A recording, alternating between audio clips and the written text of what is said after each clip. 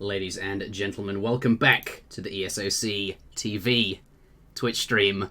This is going to be the Autumn Championship semi-finals. Hazza54321 versus Snow. The winner of this series will progress through to the grand finals. And let me just flick up the overlay so you can see that.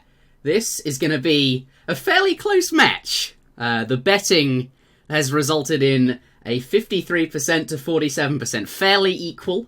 So we're up for a pretty good game here. Looks like the players are ready. Hazza's just clicked in now. We will have India versus Sioux for our first matchup. I'm here today, of course, with Mitoe. My name is Interjection Mitoe. How are you doing?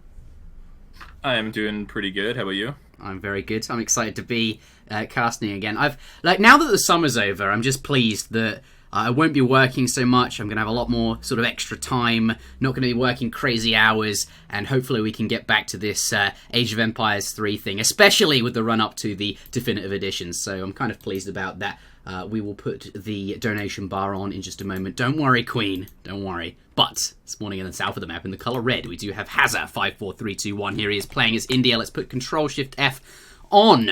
The elephants are right off. Comes across 30 XP. And let's turn the Control-Shift-F off. See if the other elephant will find anything here. Nothing just yet, but green, the Sioux War Chief, straight across the map. Hasn't found anything worth stopping for yet. Zoomed past 50 wood. And that same treasure, that tiny little XP treasure there. But both out on the map straight away, getting a couple of cows. India, though, I think the more important thing, no treasures right away that they'll be going for, is that the trading post is being laid down. Don't mean to cut you off, but it looks like we might want to consider restarting for hunts, maybe? Hazza seems to have a little bit less food than Snow. Alright, hello everybody. Welcome back to attempt number 2. The hunts weren't quite so good there. So this time, let's get some better ones. This time, Hazza spawning on top of the map. Still in the colour red. We'll start with him again like last time. And we'll begin with the treasures nearby. 40 food, just slightly north of his base. Unlikely to find the 30 food to the right-hand side, but it is there. And 50 wood as well. So some fairly nice small treasures, which is ideal for India, really, with the 2 monks. But they're going to run off straight into the wilderness and search for those yaks and potentially more treasures. Comes straight across 90 wood, so he's going to be pleased about that. He'll need the other monk, though, to go for that, I expect. But like last time, Hazza here going to be going straight towards the trading post and slamming that down by the looks of it. Yeah, this is a pretty interesting matchup, too, because I remember we used to see this matchup quite a bit in some of the early ESOC tournaments a few years ago. Because Sioux was picked as sort of a counter to India, which was considered one of the top at the time as well. And I remember they had a pretty good success rate against India as well, so I'm excited to see how this game goes.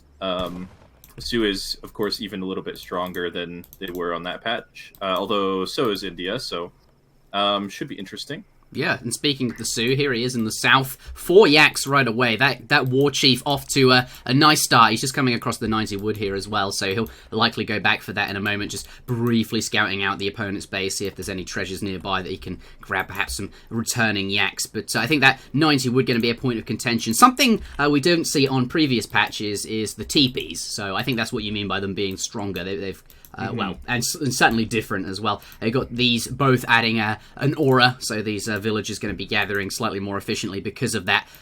2 yaks, looks like Red's going to be able to steal that back, but he's going to have to deal with a green tiger. Goes in straight for the stun, and just going to leave it there.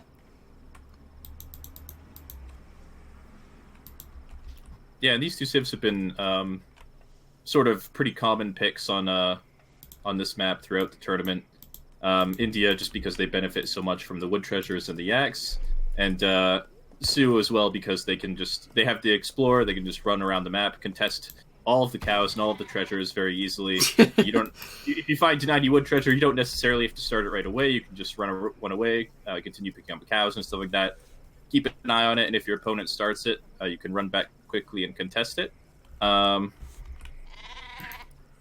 just a little bit of insight into the mindset of these picks, maybe. Yeah. And yeah, I feel like I haven't seen Snow play a lot of Sioux before, but they do sort of fit the same style of play that he likes with some of his main civs, like Germany and France. They like to do a lot of semi-FFing and, do the sort of the skirm cav or skirm goon compositions. So it makes a lot of sense that he'd be reasonably comfortable with them. And Hazza, on the other hand, is obviously pretty experienced with India, has played a lot of them this tournament, and they are pretty strong. So this should be a pretty close game, I think. Looks like we're going to be getting 150 food for Eric in the middle of the map. That's going to be nice for him. Meanwhile, Hazza is going to be grabbing a consolation 65 coin for himself. And it doesn't look like we're going to be seeing any sort of forward aggro or anything from Hazza either. So this could be a slightly more defensive style game from India, as opposed to sort of the sepoy pressure and map containment that we tend to see a lot of the time. Yeah, let's go over what's happened so far then. So this is, we're now on our way to the colonial age. The Sioux has got his age up in queue. Nothing unusual, 3 settlers from the Sioux player that would trickle as well. Hazza's gone for that trading post, and they both got some yaks there, both got 6, so nice and even in terms of the age 1. Often we like to say who's the winner of age 1, so that looks pretty good. Sioux, as you'd expect, picked up some pretty beefy treasures, 150 coin there, but actually, aside from that, just a couple of other smaller coin treasures, so Hazza not too far behind. It could be worse, given that the Sioux Explorer is what it is, so I'd say actually fairly even age 1 there, and both players going to be happy going into this next stage. As you said, no forward aggro fort, nothing aggressive. Looks like the Carney Marty, as Zuta would say, coming down here in base, are going to go with a bit more sort of laid-back eco style to begin with here.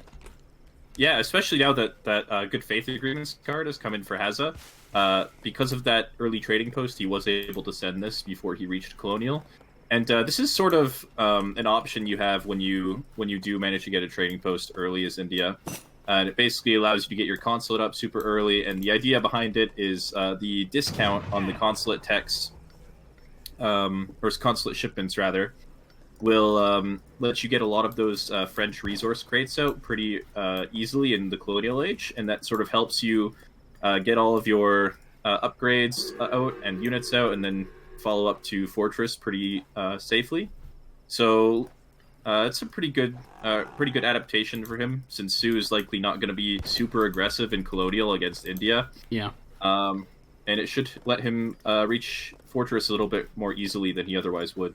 So what do you think he's intending to do with it? We see that consulate going down. It's called the Advanced Consulate. Is that because of the Good Faith Agreements? It is, yeah. I see. And what does it do? So it supplies just some... Will you go over it for people that aren't super familiar with the card? I've not seen it played all that much. Right, so Good Faith Agreements is a card for Asian civs that doesn't get used a whole lot. Because, of course, it's an H1 card and you don't really want to be sending it most of the time. But because he got the early trading post, he was able to send it this time. And basically... what it does, it allows you to send your sort of consulate shipments more easily, not the armies, so the 6 muskets from the British consulate, 3 hussars or anything not affected, but other things such as the French resource crates, the Ottoman villagers, like Ottoman Minutemen, petards and stuff like that. All of that stuff is going to be cheaper for India going forward in this game. Okay. And he's even sent 300 export as his first card, so he's going to be allying with one of those right away here. Really and so basically those. he's going to be... Yeah, so basically he's going to be getting a lot of resource crates really early from the French consulate, it looks like. Yeah. Looks like 5 bow riders turning up here. So opponents started with an early stable or corral. 5 bow riders now about to turn up. The monks trying to get involved there. They're low HP from a little bit of a conflict with the nice stomp. Trying to keep them here by the looks of it. Sepoy just coming out of that barracks in the back there, and now going to come in. Hopefully can get a volley off, but Snow not going to let him do that. Coming in, perhaps going to finish off or get a volley on that villager. Does not do so. Here. So actually, I think Sioux takes out the 2 elephants. He's going to be quite pleased with that, and he's moseying on out of there. Did kill a villager as well, and now going to use these 2 to pick up that 90 wood treasure that we mentioned earlier in the middle of the map, that neither player quickly grabs that. Also picked up that lion, and I think we'll be waiting for the next batch of bow riders. Here they are, 5 more. They're going to group up with the current ones and then head back in for another raid, I expect. India, on the other hand, 5 sepoy out now. He's got 4 more in queue, so we'll see a few appear here. Looks like bow rider's going to come around the back, so those sepoy sort of looking for those bow riders Riders out on the front. They're going to come across this lion here. Not quite. So they're not going to shoot that down. But the Bow Riders primed to come in nicely. Thankfully, though, second batch of Sepoy are going to be able to stay in this nice location and keep them off. That villager taking damage. Now at half health. He's going around the side there. Looks like he's going to lose it. So nicely done from Snow. Yeah, and actually losing the Sioux War Chief, too, from Snow, along with a couple more Bow Riders. So that's going to make these raids a little bit less effective, harder to get in and out without the extra speed aura there. And I imagine Hazza's probably not going to be training a whole lot of units after these 10 Sepoy. Looks like he is dropping a stable now. He does have a few more Sepoy in queue, but he should be pretty safe now, or feeling pretty comfortable after holding that little push. And meanwhile, it looks like Snow is already on his way up to the Fortress Age, is dropping a war hut in the middle of the map, or already has dropped a war hut in the middle of the map, I should say. And Hazza's going to be up a little bit later to Fortress here, but that shouldn't be too much of a problem for him, as he can train Gurkha in transition. But it does give Snow a little bit of a window here to maybe abuse an early 9 Wakina shipment or something like that. So we'll have to see how that ends up playing out. Yeah, Sepoy looks like he's going for a split raid here as well. Oh, is he? The first 3 coming in, not being too effective. Meeting a batch of Sepoy. Does lose one of the Bow Riders, but second batch, as you mentioned, split raid coming through the back. Going to break up those Sepoy, but Hazza is going back there, so should be fine. Absolutely. He's now up to the Fortress Age and slamming down that Wonder. Oh no, he's now, yes, pardon me, Snow is now up to the Fortress Age, and Hazza is now starting. Going to be making up for lost time with extra villagers on the Wonder there. Here, Bow Riders on the coast. Those elephants getting some damage in. They don't snare, remember, but the Sepoy able to do a few volleys before the Bow Rider escapes. And as you mentioned, that War Chief Explorer not in this group, so actually not able to run around as quickly, going to be taking more damage where it matters, and that's not ideal. So looks like that's where he's heading now, going to go pick up that Sioux War Chief. But now up to the Fortress Age, Wakina's being added in, this composition expanding a bit, and these have got some nice range, so this should be quite effective at poking the villagers, which are of course on that front gold mine. Here they go, Sepoy coming in to respond, takes out the elephants. Almost. Settlers in the town centre. Just a bit of a poking skirmish on the front here. Just trying to be threatening. Yeah, not a whole lot going on here. Just showing India who's boss. So might pick up this villager here. Yeah, he is going to spot it. So that villager... No, wait. Did he spot it? Okay, yeah, the villager is going to go down. He spotted it, but it almost got away there. So that's a nice pickup for him. 9 Wakina shipment coming out for Eric as well. So that's going to be good for him. He'll be able to put on a lot of pressure, as Hazza doesn't have a lot of units out just yet. And he is aging with the Charminar Gate as well, so there's not going to be any ceasefire ability here or any inspiration, but he does get the Mauha, which might help hold off some of these Wakina volleys, or hold off some of the Wakina from pushing and getting too many volleys off. And he had 2 shipments stacked, almost 3 shipments stacked. One is on the way now, so once those shipments come in, he should be in a pretty good position. And basically, the name of the game here for Snow at the moment is just keep Hazza in his base until those hunts run out. We can see in the back of his base, he's only got a handful of animals left to eat. And he does have a hunt on the side, but it's not totally safely herded. So Eric's main job here is just keep Hazza off of that forward gold mine in front of his base, sort of deny the hunts, and wait until Hazza sort of has to make a play for map control. And when he does make a play for map control, that's when Eric is going to want to try to shut that down. And if he manages to win the fight or even break even in the fight, it's going to be tough for Hazza moving forward here. But looks like Wakina are coming in. I'm going to get a volley off on a fill. Doesn't quite go down. Yeah, a little bit of just trying to exert his presence, trying to get a little bit of siege on this consulate here, poke him with the skirmisher, see if there's any villagers that he can shoot. Thankfully for Hazza, though, disciplined Gurkha is now in, so going to be able to retaliate more effectively with the extra damage on the Gurkha here. As you mentioned, the hunt's running out, but at the moment is okay. He will have to move pretty soon though, I expect. But let's take a look at the shipments that have been coming in. Just military units here. 9 Wakina, followed by 5 Axe Rider. Looks like Sioux, now that these Axe Riders have arrived and are up here, looks like this could be time to go in. Takes a shot at the Axe Rider. Going to get back here. A little bit of presence from both players. What's going on down the side here? A batch of 10 Sepoy heading in a peculiar direction. What do you make of this? Yeah, it looks like he doesn't think that the Sepoy are going to be super useful in this skirm-on-skirm battle. They'll probably just get picked off really easily. So instead, I guess he's just going to opt to try and raid with them. Force Snow to send back some of his units to try and deal with that. And they do pretty well against any units he'll like to send back there, like the Bow Riders or the Axe Riders. They won't just straight up die to those or anything like that. So it's not going to be a super easy raid for Eric to deal with. And he could get a few kills out of them and buy himself some time. So this seems like a pretty good way to get some value out of some otherwise more or less obsolete units in Fortress if you're not going to be massing them. Yeah, here we go. Bit of a fight in the middle of the map here. Axe Riders coming in, getting on straight onto those Gurkhas. Thankfully, these trees are there. Looks like, though... Big stomp! Nice! Stopping, I'm not sure how much of it... It was quite a lot of units got stomped. I'm not sure how effective it really was. The elephants go down here. Just a bit of a skirmish, mostly, from the ranged infantry. Let's take a look at those Sepoy in base here. Just being a bit of a nuisance. Killing a villager here. Starting to siege the corral. Back to the main fight, though. Villagers being pulled off the coin mine. And looks like cavalry in the back for green are going to find it hard to get into position. Oh no, there are some Axe Riders on the front, heading through a little choke between the TC and the house there.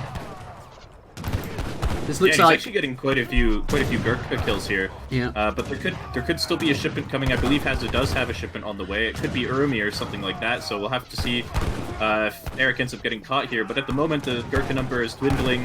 The Zambraks don't really have a lot to focus down anymore now that the Axe Riders are down, and some villagers even dying on the right to one of these Axe Riders. And this is a really important fight for Hazza. He is probably going to be holding this, it looks like.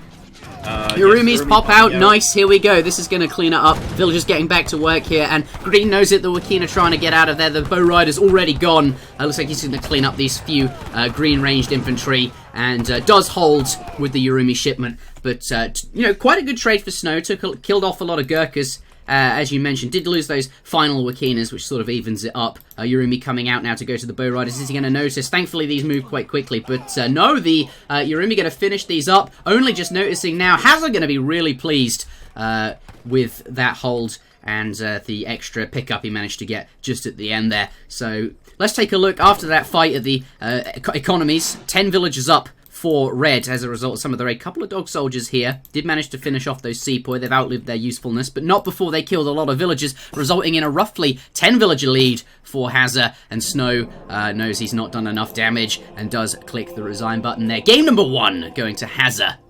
The score is 1-0. Yeah, Eric getting a little bit overeager there, pushing in way past the town center to try and kill that army, and ends up getting caught as a result. And the entire time that fight was going on, too, Hazza was just searching for vills with those Sepoy. And without his units, without being able to commit his units back to defend, he did end up losing a few villagers. So, pretty nice play from Hazza overall. Oh, shit, that's not good. I was changing my camera acceleration time so that it looks less jarring for casting. Let's try that. Quick question about the UI. Do you know how to fix it if all the UI components are in the wrong location? Yeah, you got to reinstall it with the correct resolution of your screen. You need a 1080p Maybe one. My game resolution is wrong.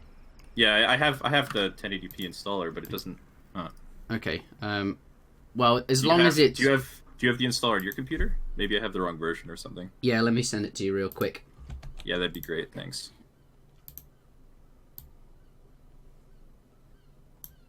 There you go. Discord might get a bit funny about you downloading that because it's an exe file. Thank you.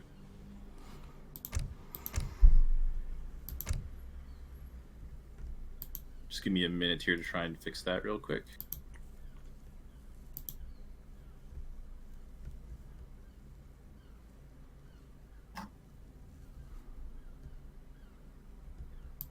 Looks like Hazza going to be locking the Aztecs here.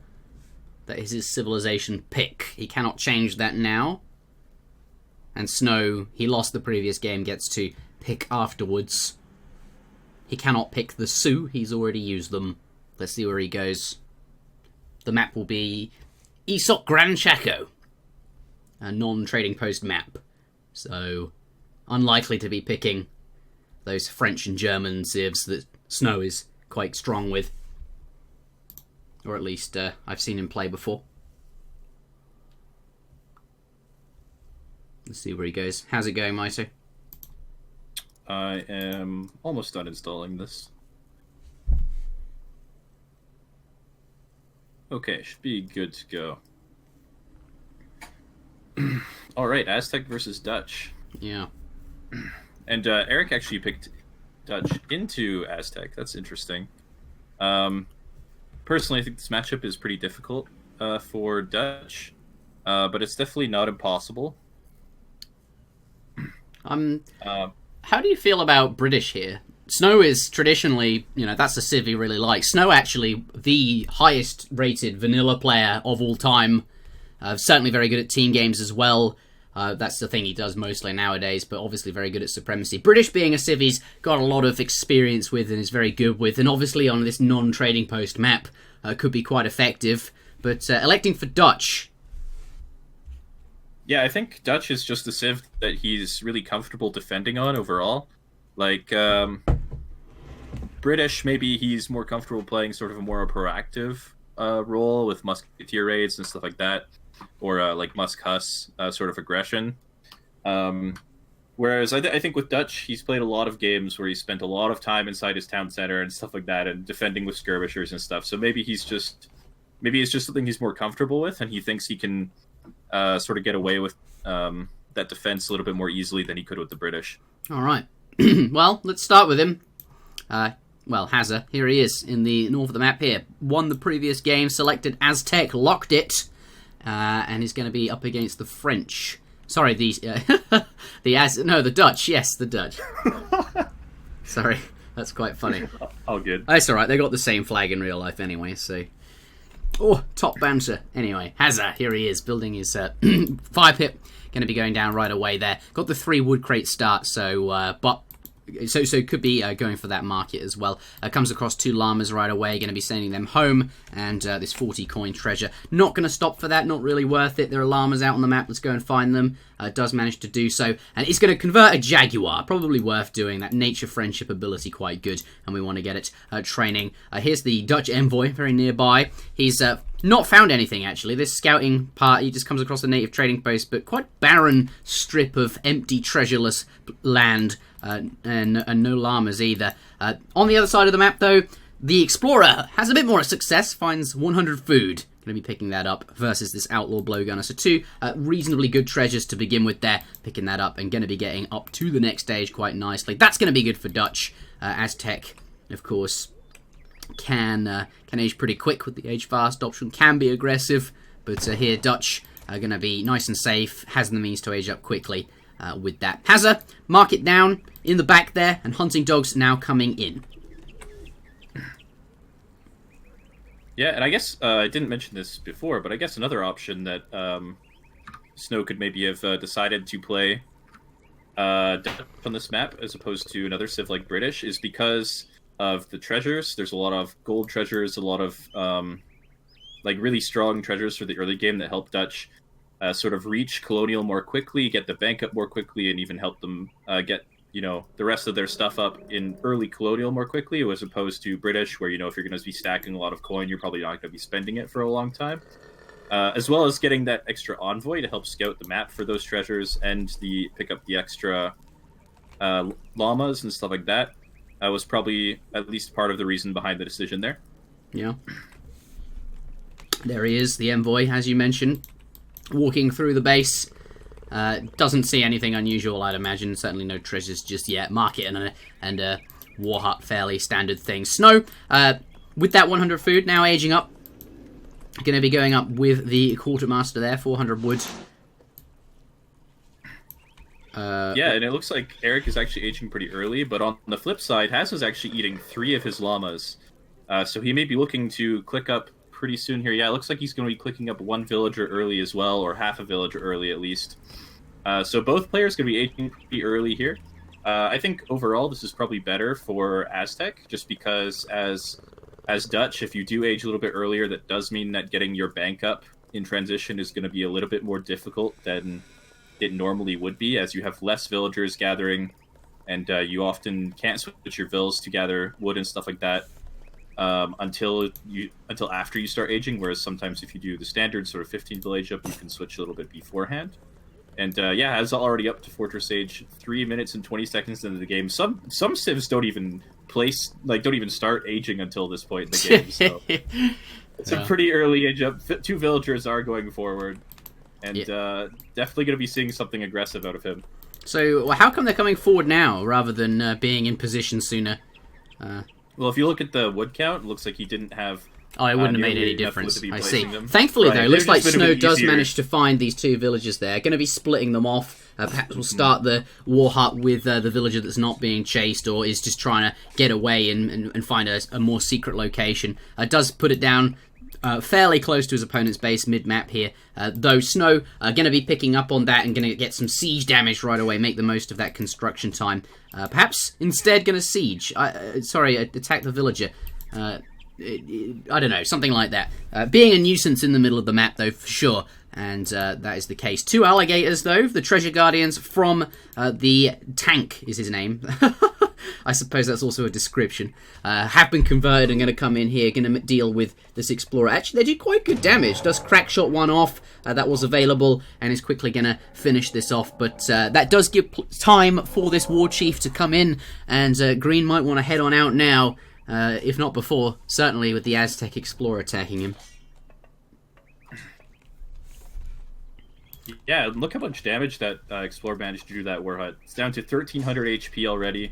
And I don't think Hazza's going to want to invest any resources into repairing that anytime soon, just because it's not going to be under a lot of threat, and he'd like to dump those resources into units in this early sort of stage of Colonial. But it does mean that later in Colonial, if he does not repair that, and he does lose a fight or something, that it could potentially go down a little bit more easily if Snow chooses to push out.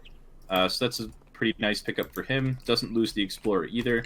And 5 Cody's coming out here, going to be getting onto this gold mine, forcing some idle time, looks like. Yeah, does take off almost half, or more than half of that villager's HP there, so going to be vulnerable for future raids. Takes out the Explorer here. Villagers coming back to work. There's 1 skirmisher in this barracks here, so hopefully they won't be popping anytime soon with these coyotes quite nearby. It's going to hang around, keep those villagers belled up, certainly taking damage from this town centre, but think of all that gather time being lost here. Pikemen pop out, 8 pikemen shipments successfully forced from Snow. These are going to repel the coyotes, of course, with that extra bonus damage. Thankfully, the speed is quite high. They're going to be able to get on out of here. Only a tiny bit of damage done from those pikemen. Pumas coming in as the next batch. Look at the siege on these things. House going to go down there, and Snow now popped 30 out of 30.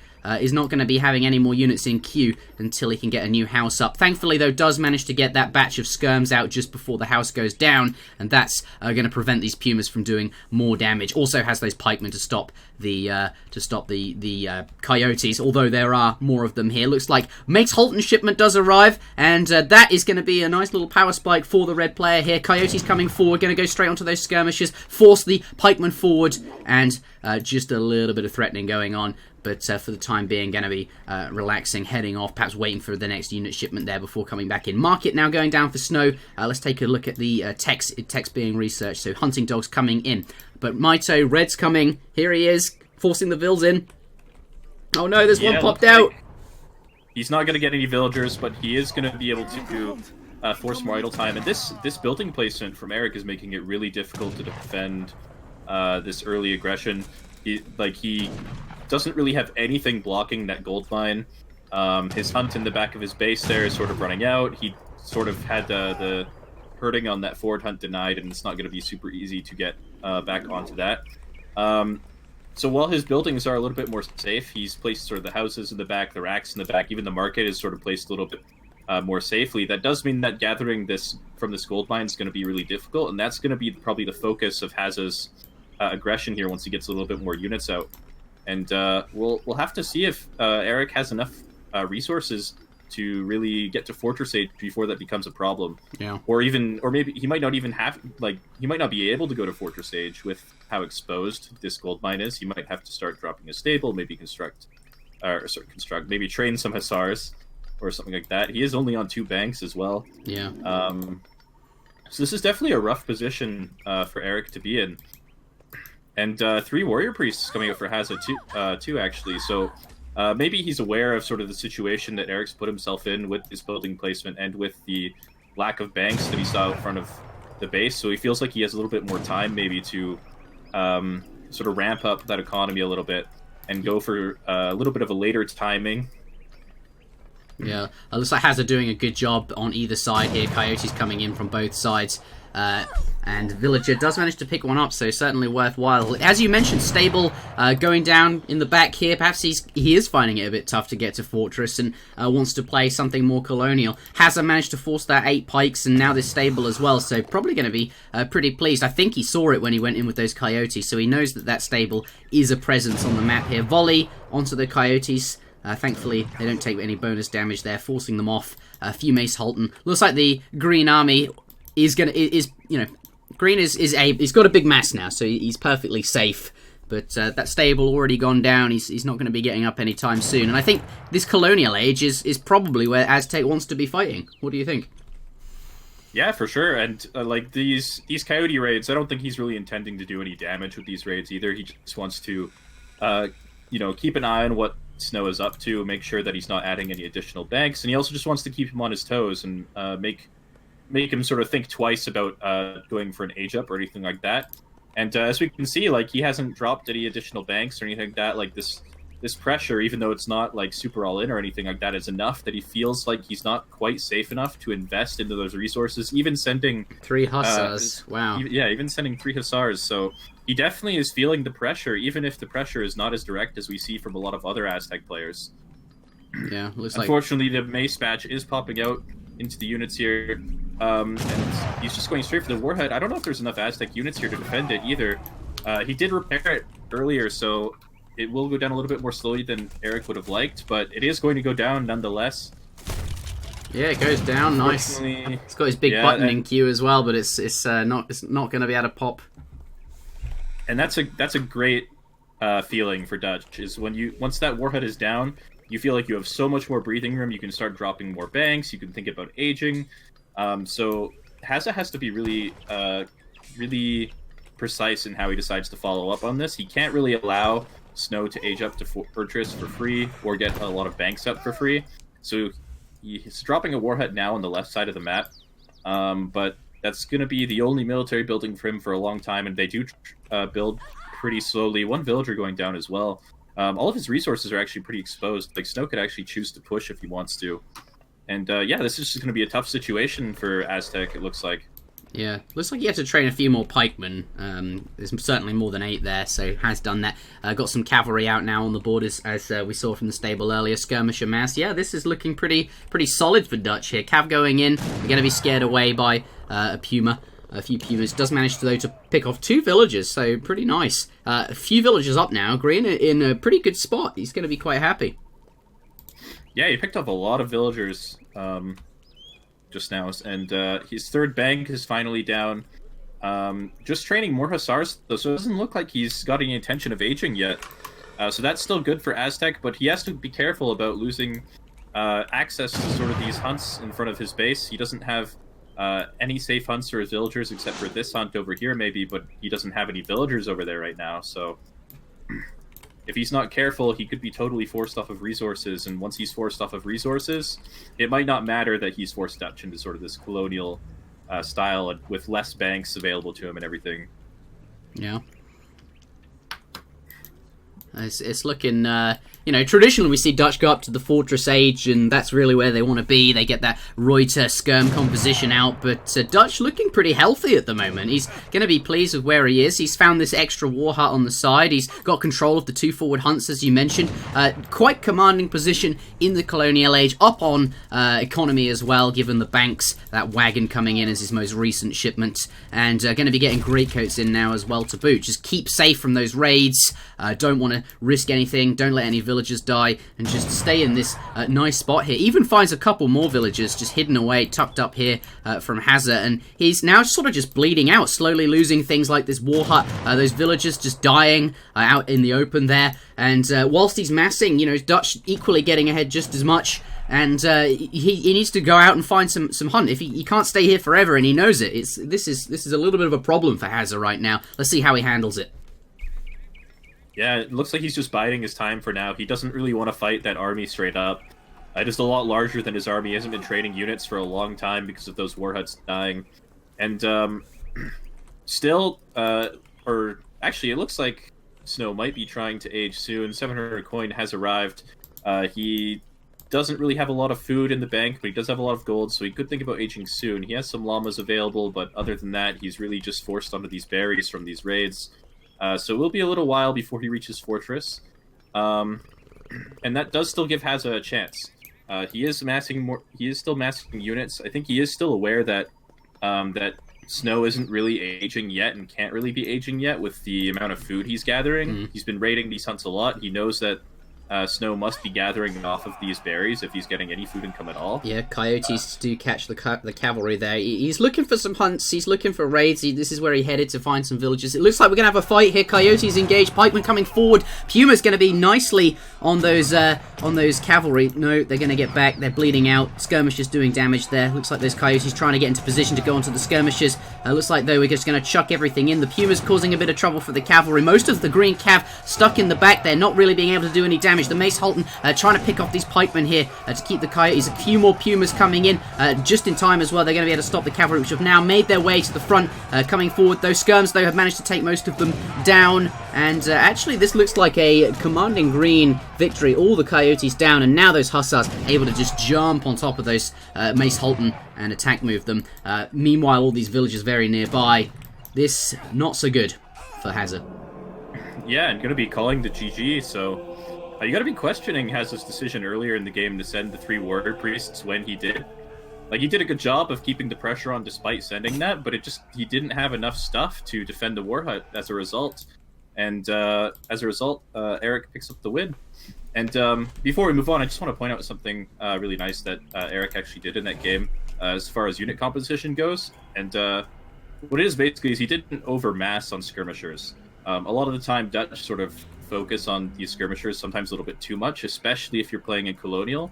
So instead, what he did was he made sure he was continuously training Hussars, as they're units that are not super easy for Aztec to deal with, despite Puma doing a lot of damage to them. And he just wanted to make sure that he had enough skirms to kill any Puma that Hazza had comfortably, and then have Hussars left over to clean up the fight afterwards. And that's what gave him the win in that last fight there.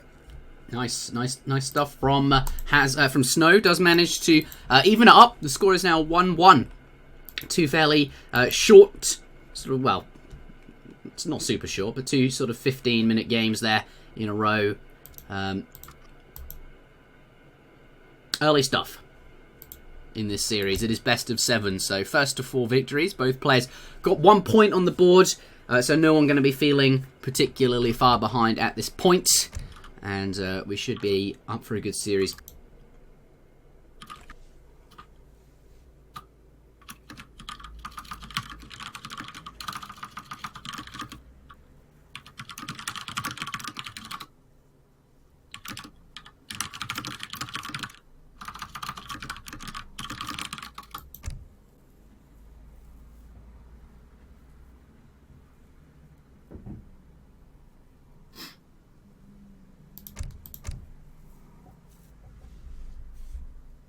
Alright, here we are, game number 3. The next map will be Hudson Bay. So, potential, room for water, 4 trading posts. Any civ is... Definitely a map where you can play a lot of different civs and a lot of different styles. So I'm just thinking about what Eric likes to play. It is his pick, I believe. He plays a lot of French, German, British, so we could be seeing any one of those civs. But I know that he also has played a lot of India in the past, so that's also an option open to him. Yeah, so we'll have to wait and see. I think if I had to guess, he'll probably be picking Germany or British. That's just my guess, but I could be wrong. We'll have to wait and see. And Hazza on the other side, I think, has pretty much every civ available to him. if he wants. So that can be a little bit tricky if you're Snow and you're thinking about what civ to pick, because Hazza's civ pool is so deep and he's been playing so actively. So he's not really. I don't think he really feels super rusty on any of those civs or anything like that. He's probably. It's got to be difficult to sort of pick something that you feel like isn't going to get countered. Yeah. And I suppose that's the important thing. You want something fairly solid all round. Lots of room on Hudson to really do whatever, though. It's not going to force you or shoehorn you into any particular civ or style. There's lots of room.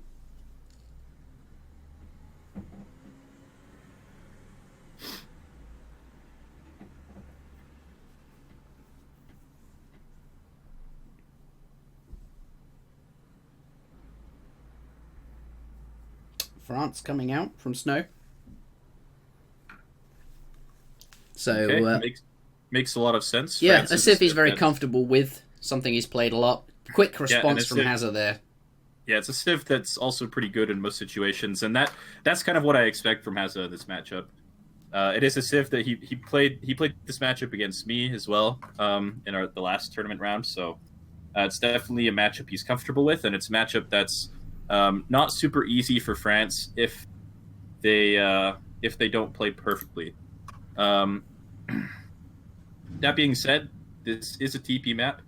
This is a TP map, and there are Cree CDPs, so there's a lot of ways for France to sort of keep up with Japan's eco as well as the game progresses. Yeah. Broom broom. Broom broom indeed. So there's still a lot of room for him to play around Japan's sort of heavy eco playstyle if he needs to. And yeah, we'll have to see how he chooses to play this. Yeah, game number 3. Heading in, the score is 1-1. Very even series so far, and actually a very even betting statistics. Oh, $20 coming in from Multiplex. Good job, guys. A great tournament. Thank you very much. Bringing that donation bar closer to the 1,600 that we are hoping for the next tournament. Of course, we want to keep these prize pools consistent and have 100 for the betting competition, which feeds into my points. So thank you for donating at just the right moment as well. Yes, this is, I think, 47 to whatever the other number would be, 53%.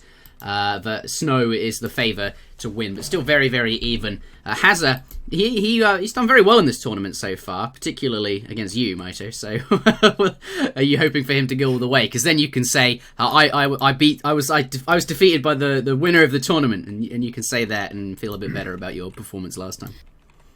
Yeah, I don't think I performed super well, but Hazza definitely did, and yeah, if I want him to win. I'm a little bit biased. I do want him to win, just so I can say that for sure. And I think he has a really good chance of winning too.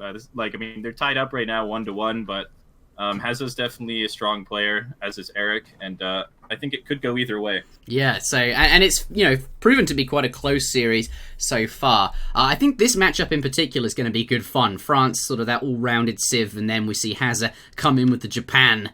Looking forward to that. But here we have French in the right-hand side of the map in the colour green. Off to a nice start. Got his market down there. Hunting dogs on the way. So must have been a 100 wood start. Did not go for that trading post. But does manage to pick up this settler here. Going to be very pleased with himself. That is quite a nice unit to be getting there. Is going to use it right away to start bringing in this herd of moose. Going to bring them back towards his town. So, very good start for the green player. He's going to be quite pleased with that. Here is, though, Japan on the right-hand side. The left-hand side. Cherry Orchard now just coming home. Looks like he was doing a little bit of scouting with that.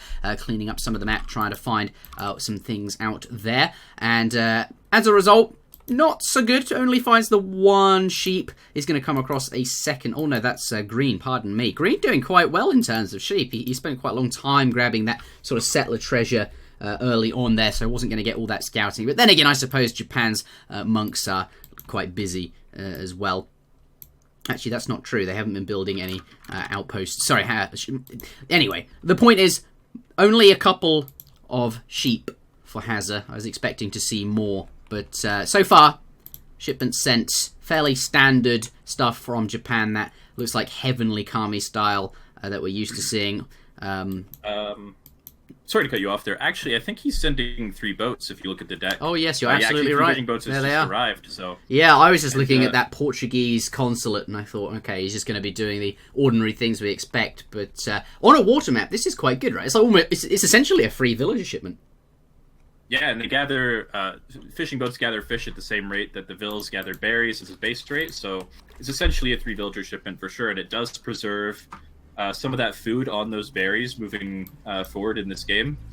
So it's definitely a good shipment for Japan, and it's one we've started to see a lot more as sort of Japan's sort of resurfaced a little bit in the meta. I mean, people haven't been playing Japan a whole lot, but it's definitely a lot more than in the past. And one of the adaptations people have been making is sort of not sending the Heavenly Kami, sending shipments like three boats, 300 wood, 2 villagers. Just sort of gives them a little bit more strength and speed in the early game. And so it does mean that Hazza's economy is not going to be super, super strong or anything like that, but it is going to allow him to deal with any early aggression that Eric puts on. And I think I've played against Eric a few times as Japan with against different civs, and I know that he likes to sort of start muskets a lot, so I wonder if we're going to be seeing any sort of like musketeer style of play from him. We'll have to wait and see if he chooses to send any villagers forward. So far, nothing fun. Yeah, too forward aside from the villager treasure. Yeah, she's staying away from those CDBs for a reason, though. Yeah, I imagine she's feeling pretty lonely as the only. It's quite a masculine economy, isn't it? Indeed. But perhaps we'll see a Rax come down from her in the middle of the map. You know, it doesn't have to move anything forward. And it looks quite innocent, really. You know, it's a villager just found it as a treasure. It doesn't particularly signal that will be building a Rax, unlike a forward CDB, which would be a much more telling. Though we do see 2 forward CDB here. They're coming out to do a bit of herding. Doesn't look like that Japanese monk is going to find it. The explorer and the native scout in that area sort of forcing him off. So we might well see, now that he's just hit up to the colonial age, a Rax come down just waiting for those crates on that straight away. Look at that, grabbing those 400 wood from the quartermaster immediately. Got his trading post down in transition, all these nice things. He's going to be pretty pleased. Yes, there is a Rax right there, but what a start from Snow. He got that settler treasure.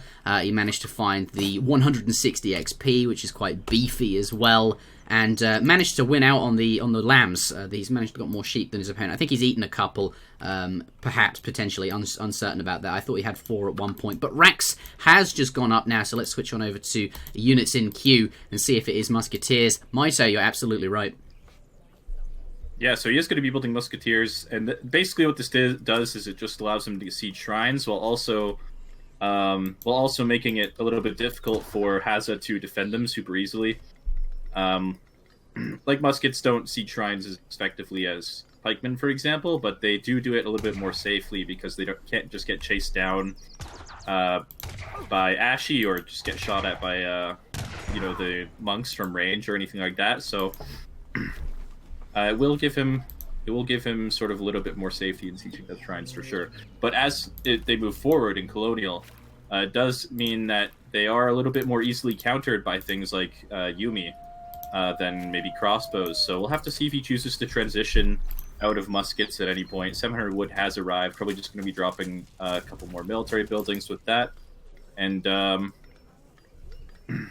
the other side, it looks like Yumi are coming out for Hazza. So yeah, he's got batch of Yumi here. There's more in queue. There's 5 about to pop by the looks of it. And these are coming straight into the middle of the map. Thankfully, though, the native scout is in there. He can see them, so he saw them approaching and knew about that. Not going to lose any musks today. That's 700 wood. He's going to be adding in the trading post by the looks of it. A couple of houses going down back in base. Potentially could get amalgamation or something like that, maybe a stable. But that wood going to be used to secure the middle of the map here. The Yumi have been spotted. Sorry, the Explorer's been spotted there, so the Yumi coming in to take him out. But does get the Explorer. Oh my goodness, the trading post up in time. Not going to be losing anything there. A little bit of combat going on in the middle of the map there. I think the Musks getting a bit overexcited going in against the Yumi. There's only 5 of them, so seems reasonable. But now that the batches have merged and this Yumi mass... Rip Scout. Poor Albert. Yeah, I think he was an Albert, that one.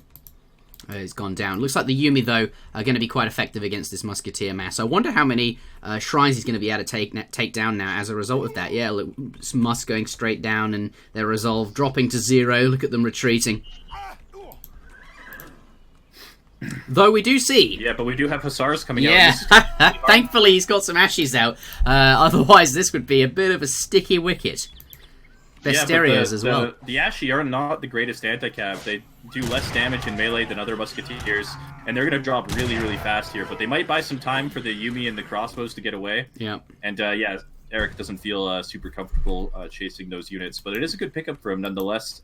Lost 1 Hussar, so for 1.5 Hussar for the cost of 5 Ashi is definitely going to be feeling good about that. And it's just going to return to cleaning up shrines while he continues to mass up units. Yeah, no, that's pretty alright. He managed to pick up those 5 there. Can start killing these shrines again. I was worried for a moment that he wouldn't be able to kill very many. You know, Musketeers have that weakness versus the Ashis. Sorry, pardon me, versus the Yumis. I suppose Pikemen do as well, but with the cavalry added in, that's not going to be the case there. And he's going to clean up some of these. 3 Hussars coming out from Snow as well. So this could be a bit of a timing push. Perhaps now he wants to head in and start to do something against that army. Either way, units have arrived, and they're going to be joining up with the rest of the cavalry up here. 2 more shrines fairly nearby. He's sort of hovering around this central trading post. That's the last one he wants to get. Not got quite 200 wood, but that Explorer could be building that. That's something he's certainly going to be considering. Let's take a look back in the red player's base here. Units sort of at home, just regrouping. Let's take a look at the techs he's managed to get. We've got... the final civil servants coming in now, and perhaps imperial bureaucracy after that.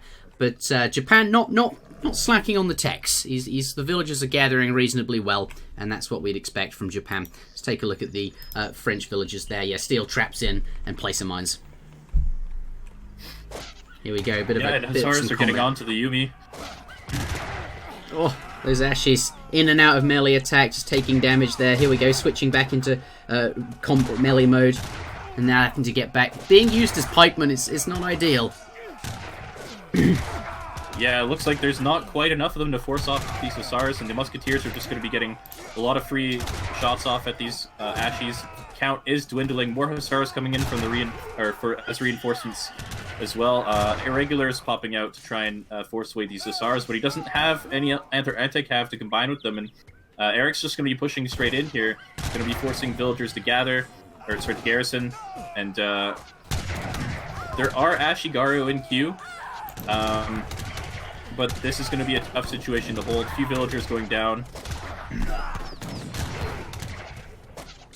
Ashi have popped, but it looks like Eric's going to just try to fight it anyway. He feels confident with this mass of units here, and he does not have a lot of units coming. Another batch of 5 Hussars is on the way, but it's quite a distance away, and yeah, just gonna be coming out now, I guess. Did get a lot of damage down on those villagers and a lot of idle time. Yeah. It looks like during that fight he had the cavalry hit points active as well, so that was helping him swing that a bit. He combined it with the 3 Hussars, and he had a few, so that seemed like a reasonable time to go in. Did some decent damage. Do you think that was a reasonable trade, and now he's happy to leave, doesn't want to overextend his welcome, head back out here, finish off these couple of shrines, and just be pleased with the damage he managed to do? Yeah, definitely. And in the meantime, he even managed to convert sort of his additional wood into an extra trading post. So he does now have the complete stagecoach line, even dropping down an outpost on these resources on the south side of the map, just in case of any Ashi raids or anything like that. So he's sort of taken the steps that he gained an advantage to make sure that he's going to be able to hold that lead. There's not a lot of room for Hazza to really try to get anything done on the map. He's got total vision across the middle of the map with this stagecoach line. Does have a good economy. Even if units do sneak past that sort of line of vision, his villagers are pretty safe, and their CDB on top of that. So it's definitely looking really good for Eric. Walls even being dropped now for Hazza. Doesn't feel confident about dealing with that Musk Huss mass. And you can see, actually, he is actually going for these Musketeer raids. He does feel like the only option he has to get back into this game is to sort of deal some economic damage to Snow, or force him to commit units to defending his base instead of attacking his own base. So we'll have to see how effective they end up being. There's no outposts down on the top side of the map where there are quite a lot of CDB, but again, they are CDB, and they like if they choose to fight the Ashigaru, it's not that bad of a trade for them either, as long as he gets those upgrades. Yeah, and they've been spotted. The Ash is walking past that stable. They're not going to find any villagers up here. Looks like Snow pretty on top of that, going to be moving these out. And mostly the hunts have been used up anyway. Certainly they're all dead. There's some food in them left. Looking for some villagers, not going to find them. And seeing those Ashi at his base is going to signal go time. He knows that there's less units in the Japanese base to sort of defend this Muskas push. And these choke points are pretty difficult for the Hussars to get anything meaningful done, but he is going to be getting a lot of villagers here, it looks like. That looks like 4 vills going down, 5 vills, 6 or 7 vills almost. And going to be just chasing the units out past these Raxes as well. And yeah, this is a really good pickup for Eric. He's going to be able to clean up this entire army, it looks like. Back at home in his own base, actually are cleaning up the houses, but now that he's trading off some of these Hussars and stuff like that, I don't think he's going to be too concerned about losing a few houses when he's not already max population. And is he getting a boat? Does he get in the fishing boat and run away? He's got 2 docks down. I think that would be the play. But yeah, he does have 2 docks down, but unfortunately, I don't think he's going to be able to invest any wood into the villagers. Villagers were making a run for the coast there, but not going to be making it. But as I was saying, he's not going to be able to invest any wood into 2 funes. Into any fishing boats, as he needs to be training units. 2 funes, the Japanese colonial. What do we got here? Yeah, and it looks like he's going to be running those villagers away, maybe getting into the boats, or just going to be gathering on the coast where the boats can help defend those villagers. K coming in with the $10 donation.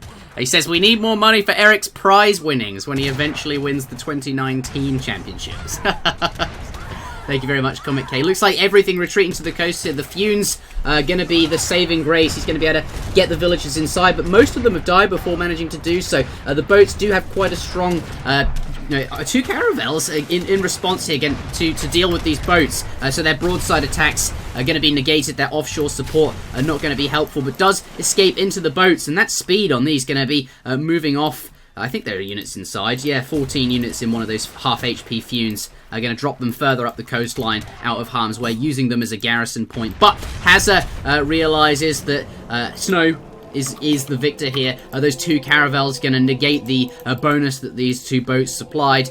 Snow definitely had them in his deck. Not going to get caught out on this water map. Does have water support, and it does end up being very useful. Has the land advantage there, and all he's going to do is find those villagers these villagers and these military units further up the coastline and take them down. Why can't you age like a normal player? Snow sticking with his colonial sort of early musks. Doing some damage to the shrines, and just playing how he feels comfortable, and translating that, snowballing it into a victory. Yeah, and it all comes down to those early picks he got with those Hussars. He got a couple of really, really good trades onto the Yumi Ashi. Not quite enough Ashi to really force the Hussar off of there, and the early leads he really translated really nicely into early stagecoach, dropping down some outposts just to be super safe on his resources and stuff like that, as well as killing some additional shrines, and then managing to push that lead into Hazza's base and take out some villagers and eventually win the game. So yeah, nicely done. Overall. Definitely, very well done. Pulls ahead in game number, and this was on the. Basically, he was counterpicked. Well, not you know what I mean, like where your opponent gets to pick after you. So picked French and then had to deal with the opponent's Japan pick. Does that and pulls ahead in this series after initially losing that first game. So Snow going to be feeling pretty confident, pretty pleased with himself. He's managing to get back in this. I'm taking a quick look at these graphs before we hop on out and move into the next game. Hazza, though, he does get to counterpick again, and we'll see if he can bring it back to 2-2. Fairly even series so far, and this is a best of 7, remember, so we've got a long way to go, but a nice early lead from Snow. Yeah, and the next map in the map pool is going to be High Plains. Hazza greening up again into this matchup on the same map for no particular reason, it looks like. But yeah, so we are going to be seeing potentially a high trading post game. It is Hazza's pick now. And Hazza being having the civ pool he does, we could potentially see something like Spain. He's played in the tournament before. Spain. Oh, baby. Maybe even Portuguese or something like that.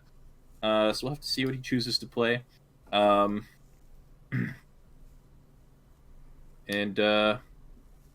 yeah, I don't know. It is going to be Spain. There right? it is. I called it. Spain coming out. Yeah, it's Spain. Has a very deep civ pool. He's been, I'm gonna go ahead and I'm gonna cut you off, but I need to make sure I predict this. But I'm gonna go ahead and say that Eric is gonna play British into this. I hope. I'm gonna call that right now and hope that I'm correct. Okay. All right, go on. If you're wrong, you have to donate $5 to ESOC. That's the agreement. All right. I'll do it. But if you're right, I have to. That's good to me. All right, we'll see where he goes. Currently on France, he can't play that. He cannot play the Sioux either, which he played in the very first game. And the game before this. And in the first game, we saw him play British coming out. All right, you got that $5 ready? Yeah, I will. I like to for every tournament I like to send some money over. So we should start a Patreon really, because then that just simplifies and streamlines the process. Maybe we should figure that out for the finals or something. But yeah, British coming down, and it's going to be against Spain. This is one of those quintessential vanilla matchups. I think this is going to be fun, and it's going to have that sort of vanilla theme on High Plains. It's not Great Plains, but it should be fun. So yeah, has a fairly deep civ pool, has been playing very actively recently, and that's going to be really quite helpful, especially against someone like Snow that is mostly a vanilla kind of guy. We did see him play Sioux earlier.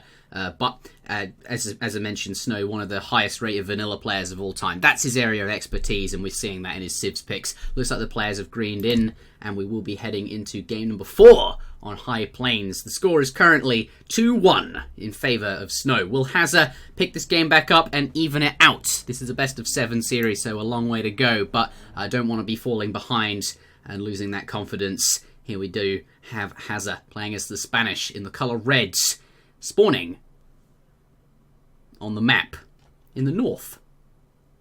The north right, as I would say. Absolutely. What do you think of the hunts? Looks spawning on the map. Certainly, the hunts. Hazza's hunts look pretty good. British hunts, he's got 2, but they are a bit further off, and they both obviously got those starting mines. Yeah, I think we should probably restart this one. The two hunts are both close enough to both players' town centers, but after that, there's definitely a lot more food sort of situated toward Hazza's side of the map. Okay. All right, go on. Type it. I think we should restart this one. We can definitely get a better spawn than this. All right. We will tap the keyboard. Hunts are not so... What clan is that? It's like in Korean. Yes, so... I guess while we get started, I can tell this little story. You can tell me the story now. Basically, me and Callan and Dualcrad, Noel, we were all playing a lot for... Yeah, we were just playing together a lot like a year or 2 ago. Playing for, like, practicing for tournaments and stuff like that. So we started calling ourselves the Team House sort of thing. And basically, that's just, the clan tag is just Team House written in Korean. Oh. Because, like, Koreans, like, the, sort of, like, really good at games in general and esports and stuff like that, and sort of synonymous at this point. So we thought it'd be funny to write that in Korean. Fair enough. Right, I'm donating my $5. Here we go. Donate. Submit donation by PayPal. Alright.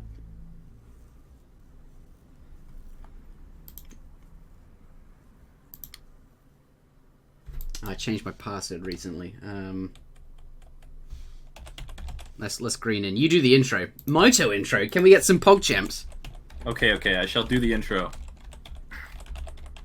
Should I start the intro now, or when we actually spawn on the map? Well, yeah, say something about it being Game 4, and, you can do it. All right. So we are moving into Game 4 of the series between Hazza54321 and Snowww.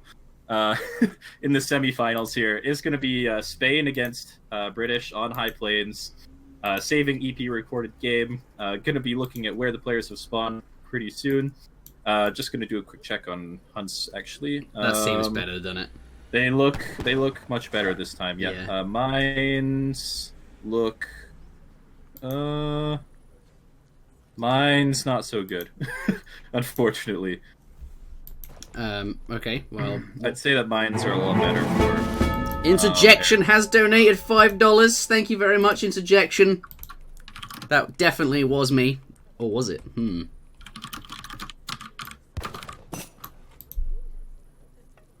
Okay, let's see if we restart this game again.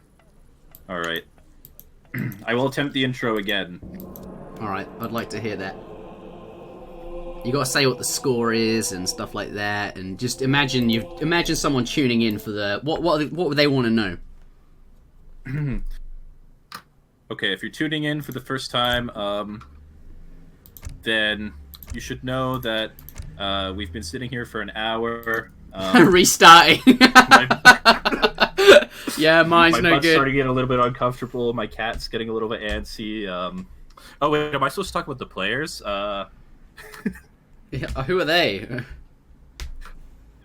All right.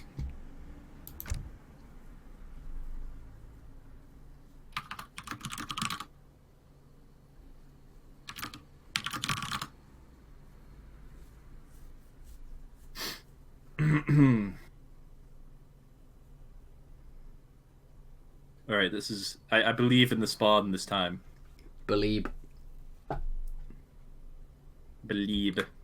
in spawns. Hashtag Garda.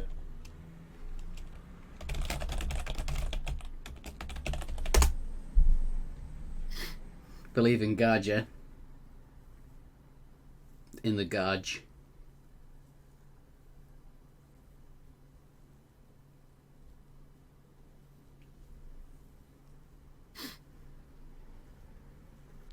Believe in the Garge.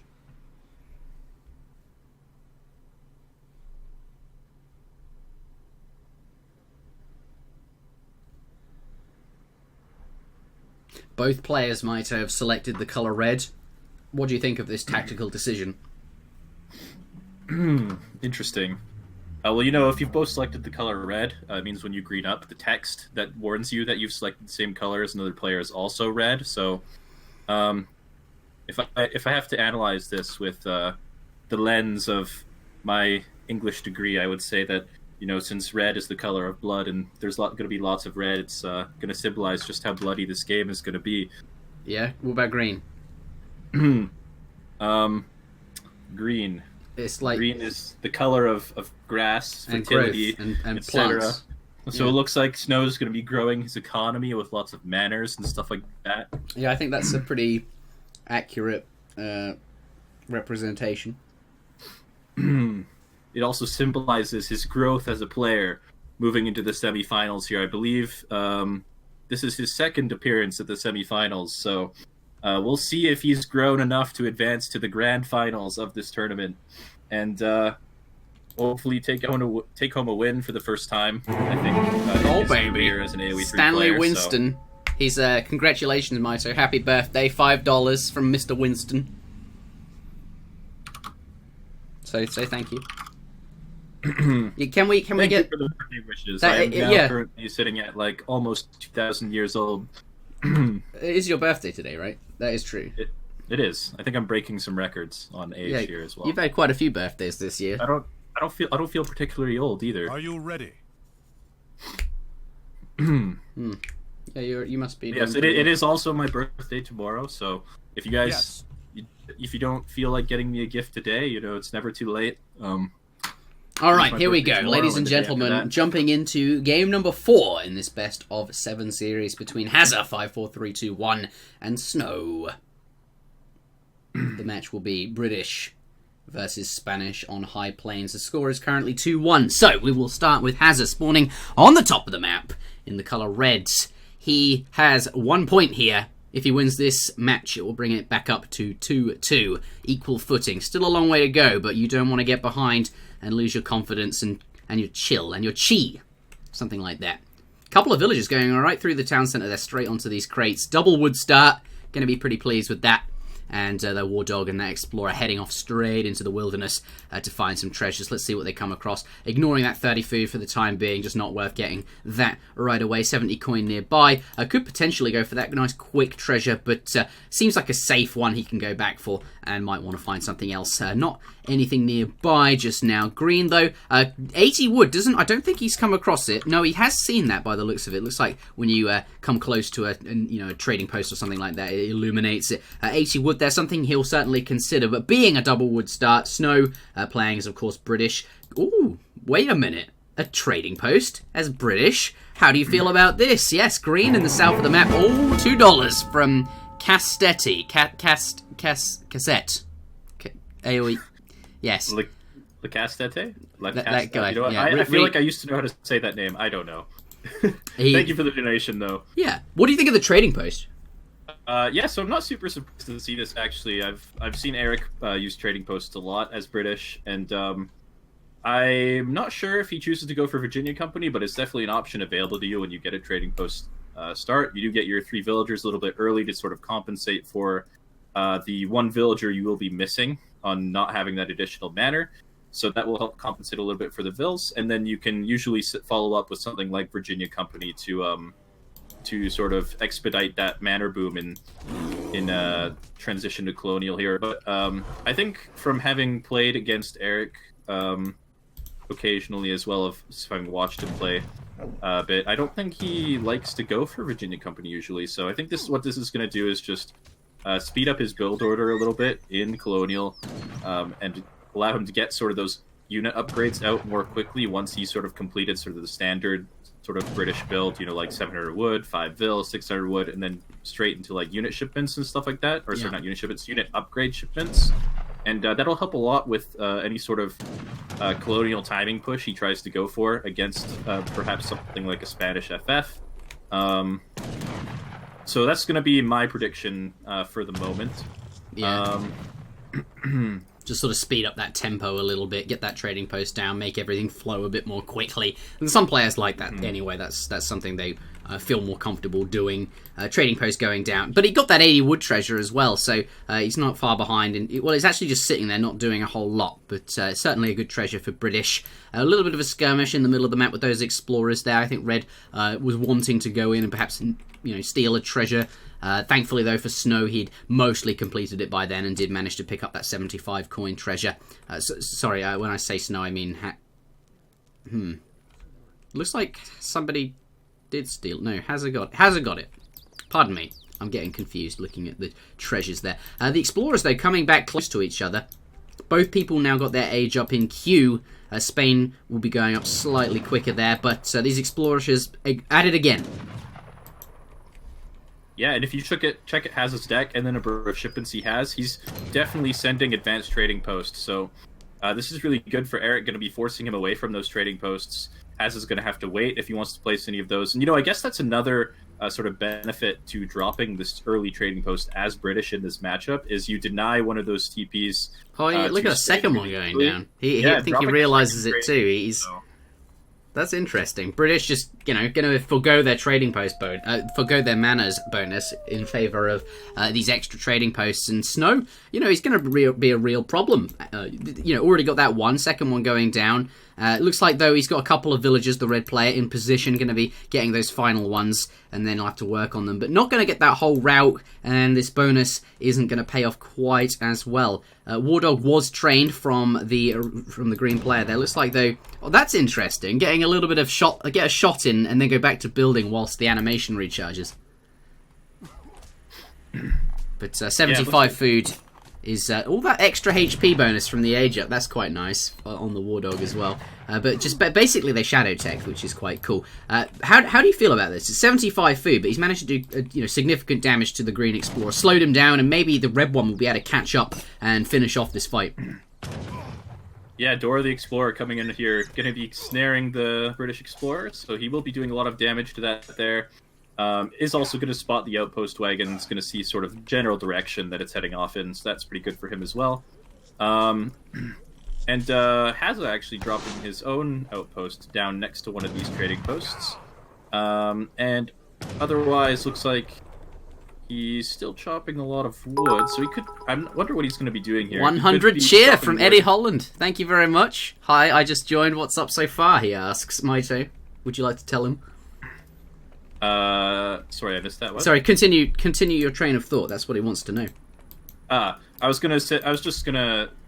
sort of wondering if the 200 wood was going to be for Stagecoach or for military building. Looks like it is going to be for Iraqs, though, so... I'm not sure if he has Stagecoach on the way already, but he is going to be training some units in Colonial before advancing to the Fortress Age here, it looks like. So it might be trying to take out one or two of these trading posts before engaging, or just using those units to defend. $7.95 coming in. I don't like it when the pot amount doesn't end up 0.0. Nice. That's what he did there. He says something about Hazza. It's disappeared now.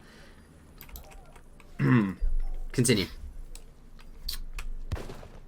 I am saying words. All right. Looks like we do have 5 musketeers coming out for the Spanish player, heading straight towards that that trading post on the right side. Outpost is there to assist those musketeers in case any British units do show up to try to defend that trading post.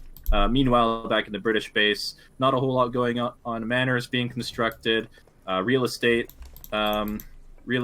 business is quite booming in this new British colony. 5 musketeers coming out as well, going to be heading off to the middle of the map, possibly to try and siege down this trading post. If that is the case, he will find it quite difficult, as trading posts do have an attack after ATP has been sent, and going to be thinking better of that. Maybe going to go for a musketeer raid or something like that instead. He is sort of walking around this cliff here, not going to be walking towards his other TP to try and defend that, as there are additional units there. And this is looking like a sort of non-standard sort of way to play Spain, but it is definitely something you can do with the ATP option. Yeah, this is interesting. 700 wood, followed by 8 pikemen. This is definitely some sort of colonial... he doesn't intend to be going up to Fortress just yet. This is quite interesting. I'm going to be interested to see how this ends up. 5 musketeers almost walking in. Only takes 1 volley there. Does manage to finish that off. Can he get away? I think he's just out of range now, which is going to be good. And these musketeers chasing, not sieging a trading post, so that's good for him. Looks like we do have in the back there 8 pikemen and a few musketeers there. They're going to get close. I think, are we going to have a pincer movement? There's reinforcements coming. Yeah, it looks like he was just waiting for that reinforcing batch of muskets from the racks, and then he's going to use these pikemen to sort of snare these muskets and clean them up. And this is a really good pickup for Spain here. All of those muskets are going to be going down, all super low HP. John Oxley has fallen. More musketeers are coming from the British player, but unfortunately they're a little bit too late. Going to be heading back home as they mourn the loss of their fallen comrades. And Stagecoach is now finally in for Spain, but unfortunately his 700 food has arrived at his outpost, so he is going to find it difficult to age with that 700 coin shipment without that 700 food as well. Villagers are on the way to that as well, so it shouldn't slow him down too much. But yeah, now that he's cleaned up the muskets, he sort of has an open window to age up here as he pleases, and this is definitely a really good position for him. Looks like he is going to probably clean up this trading post without too much difficulty. Bringing the pikemen in, looks like he might want to try and snare them there. Nice use of but cover. With more muskets coming, I wonder if he's maybe waiting too long to continue sieging this TP. Looks like he's probably going to have to back off. Yeah, so he does actually manage to save the TP. Hazza's coming out, though. That's interesting. He's going to be looking to snare this army. Pikemen are going to force them off, but he will pick off units as he forces the pikemen to retreat a little bit, just to force them away. And likely going to pick up all of the pikemen here, yeah. So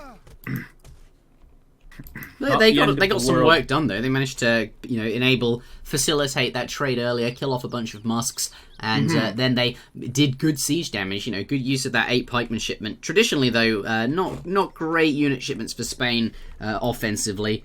Just those heavy infantry, those basic pikeman rod arrow shipments can, it's not like it's a ranged infantry shipment like a musk or crossbows, which is usually probably more effective, certainly for a lot of civs. Here, going to be sieging down that house. Looks like he's managed to save it though. Rodelaro's coming out. House is going to go down due to a batch of reinforcing musketeers. He's not going to be able to go in there. Possibly going to lose a second one here. More musks joining the fray. This is looking like a pretty big British army, and he's got 2 batches of units in his base, and sort of two batches of musks heading towards. This could be tough for British. Sorry, tough Spain. You know, going up against British in colonial is. Yeah, definitely not something you want to contend with for too long, especially now that the upgrades are coming in for the British player. But he looks like he is going to be just fine. Did lose a couple of houses and a little bit of idle time there, but he is going to be able to hit Fortress Age pretty safely, looks like. Might lose a trading post in the middle of the map, but overall I don't think he's going to be too unhappy about this outcome. The real question is, what does Eric do now? He's his second Musketeer upgrade now. He's continued to mass units. He's not really stockpiling any resources, so it looks like he's just going to be... Looks like he's just going to be staying in Colonial for the moment. Yeah, he's going to be building that trading post there after killing it. And he sees his opponent hits up to the next stage. He's rushing right over towards the Spanish base before the first shipment can arrive. And before the technologies can get in. Let's take a look at the text being researched. Yeah, veteran musketeers in queue. So red going to avoid any fights until that happens. And of course, falconets will be arriving soon. Here we have $2 and a penny from Stanley Winston. Donate again if you like it, ending on .00. So does that mean he'll donate again if somebody else does? Thank you very much, though. Seriously, we're getting closer towards the goal. Veteran Musk's in now, and there's the 2 falconets. Yeah, so veteran Musk's going to be making a little bit easier to contend with this army. And actually, if you look at Eric's resources, raid in the back, Mitoe. Yes, this is actually a pretty big raid. Not going to be picking up any villagers. Looks like might get one. Is not going to get 1 villager, but he will force fight in the middle. A few units back as well. Those falconets are going to be basically what he needs here. Thankfully, a few more reinforcing units. Those cavalry trying to get around the side, but going to be met by Rodelleros and Cav. They're scared away there. Oh no, the cavalry from the raid are coming in. This could just end the game. He needs these cannons to stay competitive. This is what's keeping him alive. They both go down, and now British army just going to clean up what's left here. This is a big deal for red. Yeah, and Cav HP coming in now as well. Going to be making these Hussars a little bit harder to deal with. And yeah, looks like he's going to be cleaning up most of the army. There are some more veteran Musks coming, so it's not the end of the world for Spain, but that definitely hurts him a lot. Minutemen coming as well. Meanwhile, on the other side, after picking up this good trade, Eric has started stockpiling resources, sitting at almost 1,500 food. Does have 1,000 coin now, and he will be aging up to Fortress himself with 2 falconets available to him once he does reach there. But that is going to take a while to get there. It does take almost 2 minutes to reach the Fortress Age. And in the meantime, does he have enough units to defend these veteran muskets? For the moment, it looks like he does. 5 Lancers have come out, though, for Hazza. Stable is coming down. Skirmishers now out as well. And I wonder if Hazza's even going to push with these units, though. Like, he's seen a lot of units from Snow. He doesn't necessarily know that the British is aging right now. For all he knows, British could still just be massing up units. And if he tries to leave this base too early without enough units, he could be in a lot of trouble. So it looks like he's going to be biding his time a little bit. Trying to find out what exactly Eric is doing. There is a small raid on the base here. Is going to spot the army. He might notice the lack of Hussars, which might be sort of a giveaway that Eric is aging. So he will be pushing to the little map now. Will be taking out this trading post and probably rebuilding it for himself. No, looks like he's a little bit concerned. Yeah. Not confident to take that trading post down just yet. That's exactly the trouble. Oh, meeting with a couple of Dragoons, perhaps. He needs to be confident because he has that tech advantage. He needs to push the fact, but he could be afraid of Snow's army and being caught out. But the trouble is, you're up against British, and it's always not a good time. They've always got that booming potential. Just even if they don't, just passively making manor houses when they need more population. He's just ahead, right? And the longer this goes, the worse it gets. Dragoons do manage to take out a Hussar. A little bit of a raid here, just distracting Hazza. They do notice the size of the army as well. But I think mostly Snow just going to get up to the next stage. He's going to get get fully aged. He's going to get the veteran tech in. He's got 2 shipments. He's got a shipment and a half available, and he's going to have no trouble getting the upgrades and those military units out from his home city, and then he'll be in a really, really nice spot. So he manages to get up uncontested and unpunished. Yeah, and this is really, really good for him as well. Veteran Musketeers is on the way. Likely 2 Falconets going to be arriving shortly, and once those Falcons have arrived, it's going to be really tough for Spain to deal with without Falcons of his own. He does have an artillery foundry up now, and he is training Falcons, so he will have something to contest that. But the rest of the army is going to be a lot smaller and less upgraded than its British counterpart, so 1,000 wood coming out for Hazza. He's going to have to get a lot of value out of these Falconets if he wants to sort of have a chance of winning this game right now. Looks like he's only going to be getting out 2 of them by the looks of it. We will see. Dealing with the Hussar up in the north of the map. The Explorer here, 620. Oh, he's there. He's going to fend off the raid single-handedly. This outpost, though, still looks like it's going to be taken out now by the Musketeers. Those cannons getting into position to dump some volleys. Yeah, turning now. Actually 3 Falcons coming out for Spain, so... Oh, where did he get them from? Did he make them? He does have an artillery foundry, yes, so... Let's see. These Falcons are going to be what he needs to... Oh, wait. He is going to get a volley off on... Yeah, because, you know, Snow's not going to be expecting something like this, though it does manage to even it. Wait, has he only got... Oh, I thought 2 had died. Thankfully not the case. Does manage to take out both those Falconets and has 2 of his own left. 1 fairly low HP here. And this is what's going to even this fight out. This is going to be quite good. Mostly, in fact, a purely infantry army. There are no cavalry here for the red player, and it could be really tough to deal with 2 Falconets and all these skirmishers. And as a result, yes, going to be retreating their 1 final volley. And Spain might be back in for the running. That's why he wasn't pushing earlier. He was busy collecting resources to make a foundry and get some Falconets out. So this has brought him back in the game. Neutralized those 2 cannons from the British home city and can continue onwards now. Thing is, though, this army is very susceptible to cavalry, so that could be trouble. Foundry of the British own going up there, and we'll see what he puts in queue. Falconets, so no culverins here, going to be going with Falconets, but this is interesting. We see foundries coming out for a change, hoping to recapture this route and get his economy back on track. But British still in a very nice spot. He's got 200 population, so all those manors are out. He's got a couple of trading routes, had them all this time, and he's gotten that native trading post over here, the Cheyenne settlement, so can ship some hunts, which he's already done so, and doesn't need to venture out, doesn't need to be vulnerable on that map. British going to be pretty happy, even though he lost the cannons. But I think Spain, as a result of that Falconet play, is in a reasonable spot too. Yeah, Falconet's definitely what he needed to get himself back into this game. 2 more coming out from the foundry, but on the other side, 3 have popped out for Snow as well, so this is going to be another explosive fight. Looks like the mass is heavily in favor of Eric, so if these Falconet trades do not go well for the Spanish player, this could be the end of the game. Yeah, they need to go well here. Yeah, one cannon going down for the British player, focusing down the Spanish cannons with his infantry, though. He knows that if these cannons go down, there's not much else that Spain can do. All the Falconets are down now. Goons on the Falconets for Snow, but not going to be taking them out. Oh, very close. There are still 2 Falcons left for British, and this could be the end of the game.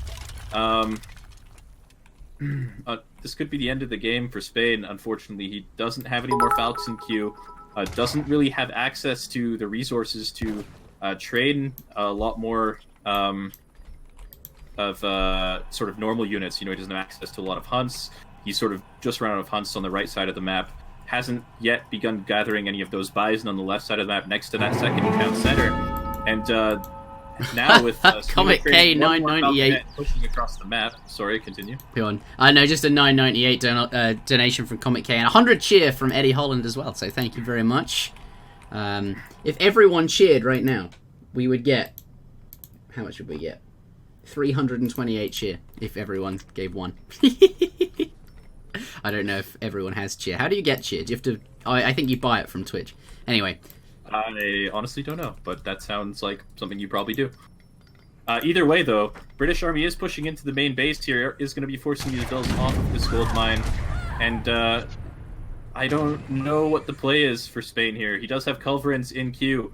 1,000 food has come out, but even if he gets these culverins out, I suppose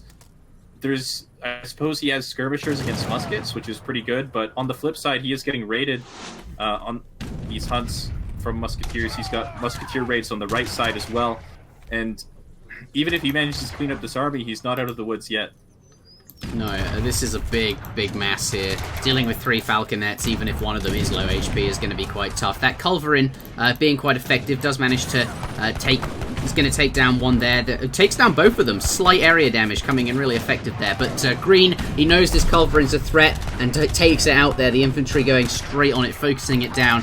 Did manage to take out most of the cannons though, but that final one still going to be a nuisance. There's just so many green infantry here, and these skirmishers, although they can kite them and be a nuisance, it's just so many units to deal with. Going to be sieging this down there. Hazza notices this and does resign. Nice 20-minute game there, and the score now. Snow pulling ahead after losing the very first one in this series. The score 3-1. Going to match point now. Snow can take the series if he can win this next game. So this a fairly interesting semi-final. A colonial start from Spain, but always tough against British. A strong Civ, very comfortable in the colonial age. But that sort of colonial start might have been a little bit forced out of him by Snow, building those early trading posts with the one at the very beginning of the game and one in transition. Yeah, it meant that ATP advantage was not actually going to be as much of his advantage as maybe he would have liked. Not going to be able to sort of leverage any additional eco off of that without taking out those trading posts. So maybe he felt like because of that, he had to commit some resources to H2 and taking out those trading posts and sort of claiming more of the line for himself and before hitting Fortress. Whereas maybe if he'd gotten 4 or 5 TPs instead of 3 TPs, maybe he would have just gone up to Fortress right away. And so as a result of him being forced into staying H2, or starting in H2, I suppose, it did give Snow a little bit more time to mass units and prepare for a sort of stronger timing push than maybe he otherwise would have had. Yeah, and that does result in a victory overall. It was nice to see those early trading posts from British. Often you don't. Often the manners are just something they prefer to go for. But perhaps that's, a good hedge against Spain or any Civ that can get the advanced trading post on a map like this. You just, you're not going to be that far behind from making trading posts instead of manners, and you sort of deny that option to go ATP, which has traditionally been very strong in the past. So nice to see from Snow. Does take a victory there. Score is 3-1. Let's head on out and see if he can win this next match, or if Hazza will pull it back. The next map is going to be Kamchatka. And all civs are available to both players on this next game. So we're sort of returning to sort of that classic Kamchatka map, sort of the first map that Garja ever made that was sort of rebalanced for competitive play. And I think a lot of people have a lot of fond memories of watching and playing games on that map, so this should be pretty fun. Yeah, I really like Kamchatka. This will be good.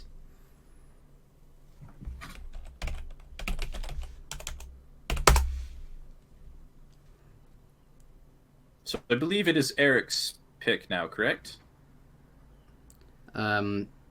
Yes, I think it is. Okay, so he could stick with the British if he wants to.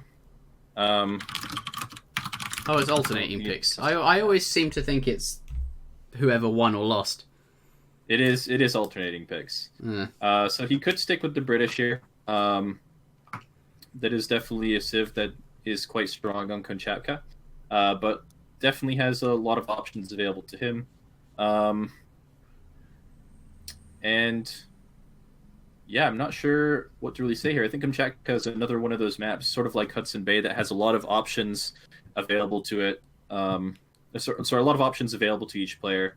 It doesn't have water like Hudson Bay, but it does have a lot of the other sort of features. Map control is pretty important without being like sort of like a game ender if you don't have map control.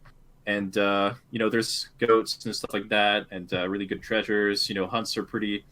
They're not over. There's not tons of hunts, but there's not like a lack of hunts either. And it should be pretty interesting. Yeah, I feel like I did a really poor job of explaining everything that's viable on this map. Maybe because there is a lot of viable options. Haha. Yeah, I like the green one. I don't like the winter version of this map. We're gonna get the winter version now, aren't we? Yeah, I think you have jinxed it. But personally, I do not mind too much. But I do like the summer version a little bit more. As a spectator, I think the choke points with the rivers really makes the game more interesting. Yeah, sometimes a lot of the time. Sometimes wintry maps like fucking Siberia, man. Like you're just looking at it and it's just. If you have the bloom effect on in the settings menu, it's like shining brighter than the sun, like in your eyes. You're like, it's blinding. So hopefully we get the. Unfortunately, or maybe fortunately, rather, I have not experienced that, as I have always ran the game on minimal graphic settings. So maybe that is why I like those maps a little bit more than you do. However, I do have a new computer now, so if we end up on Winter Kamchatka, maybe I will also be cursing the AOEIII gods. It's only with bloom effect. If you turn that off, it's fine. It's just so white and bright because like everything's like shiny with the bloom effect's really nice on ordinary maps because you get like the glint from like all of the units' armor and stuff, and it looks really cool. But yes, I think we have a Civ reset now, so we'll see whatever come out. Yes. Snow will be picking first. I'm not sure. I don't know if I can predict this one, but I'm going to say I think he will return to Dutch. No. Yes. No. Okay. That's my final answer. Yes, he will return to Dutch this game. And Hazza will counter with India. And if I'm wrong, I guess I'll donate $5 to the ESOC because that'll make it fair. I could have just been lying, I could have just gone, Interjection donated $5, yeah, and then you would have thought that I had, and you wouldn't know. That's true, and then I would have checked the Twitch chat, and Twitch chat would have been like, okay. Yeah, I guess Twitch cat. Yes, they can hold me accountable. Yes, indeed.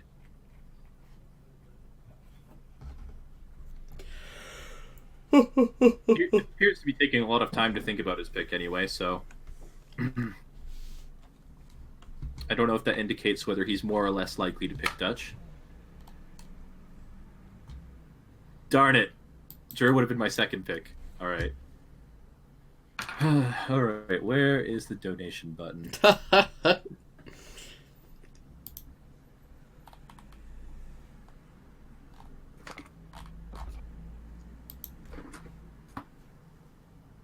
And Spain coming out from Hazza. Oh, actually, that was his previous Civ, wasn't it?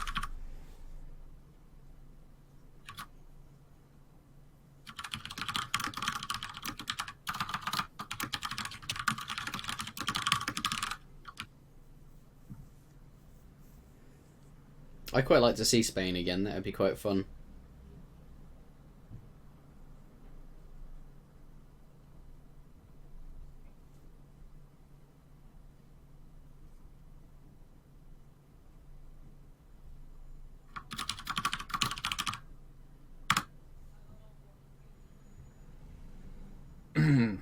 It would be, but I suppose it wouldn't be that bad against Germany, but ATP would definitely not be something he would probably like to do on Kamchatka in particular. No. So you would have to play it a little bit differently. And yeah, he's got Spanish gold. We could see some Spain, some interesting stuff. Yeah, I feel like he's not going to, though, sadly. You don't know that. You don't know that. He's not picked it yet. Oh, the Sioux. Oh my goodness. All right. Sioux currently has a 100% win rate in this series. Yeah. Forget the rest of the tournament. I don't know what its win rate is in the next tournament. But one game has been won with Sioux already in this series, so... Yeah, that's not. You're not wrong. Oh, $5 from Mitoe. I will never predict Civilization Fix ever again. Nice. There goes my lunch money. No, I'm just kidding. All right. No lunch for Mitoe. It's alright, I'll ship you 700 food.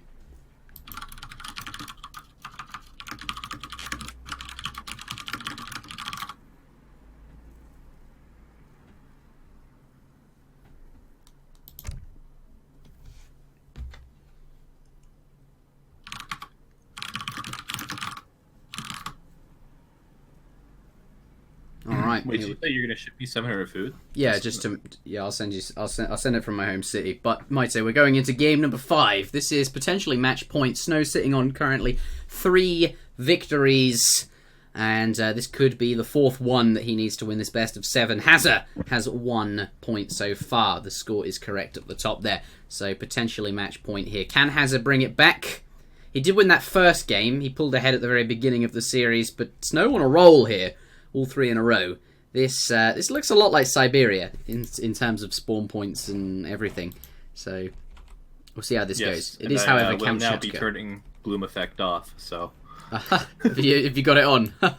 I do have it on. All right. Yeah, it's quite bright, isn't it? It's like looking at the sun. You don't really want to stare at it for too long.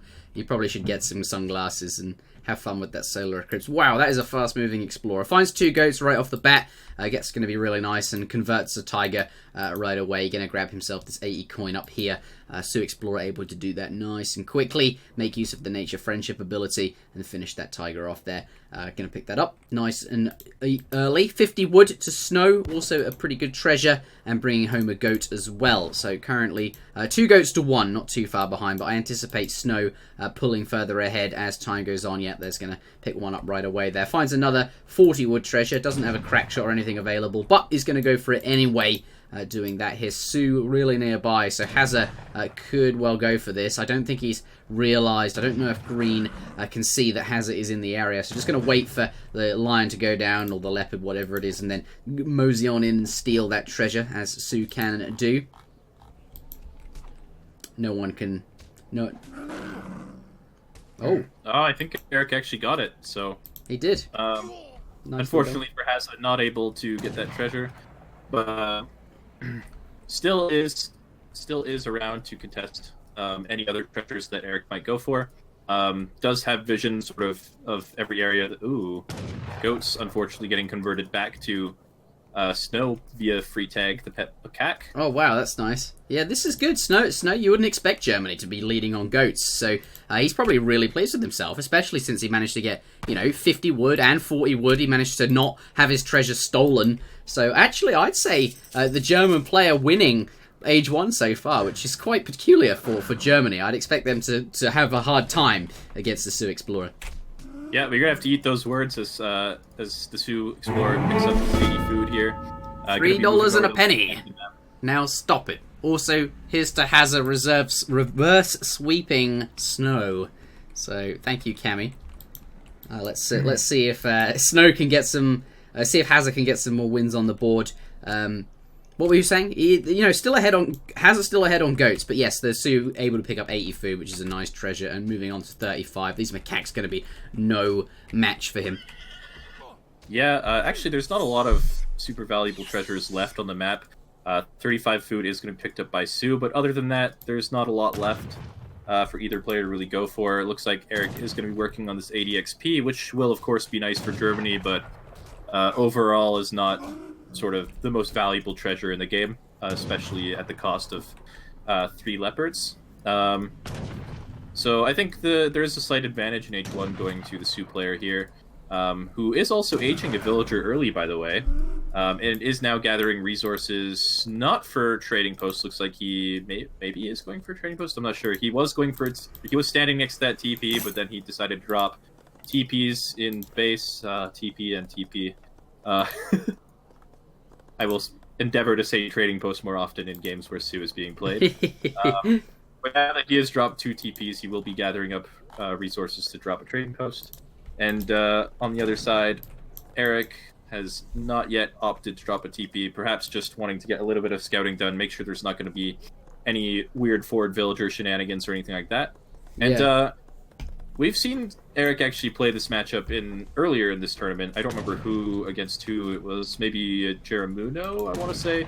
And he actually started with Ulans in that game, which is sort of not a standard sort of style I think a lot of people would go with against Sioux, just because Sioux have access to bow riders, and their cav is really fast, so going cavalry yourself is really difficult to do without losing all of that cavalry, but it looks like he is going to be gathering gold, so he may start Ulans and just sort of go for that raid-heavy style that he went for against Jeramuno earlier in the tournament. It's also dropping the middle trading post, which will give him a little bit more time, maybe if Sioux decides to siege that instead of raid. Yeah.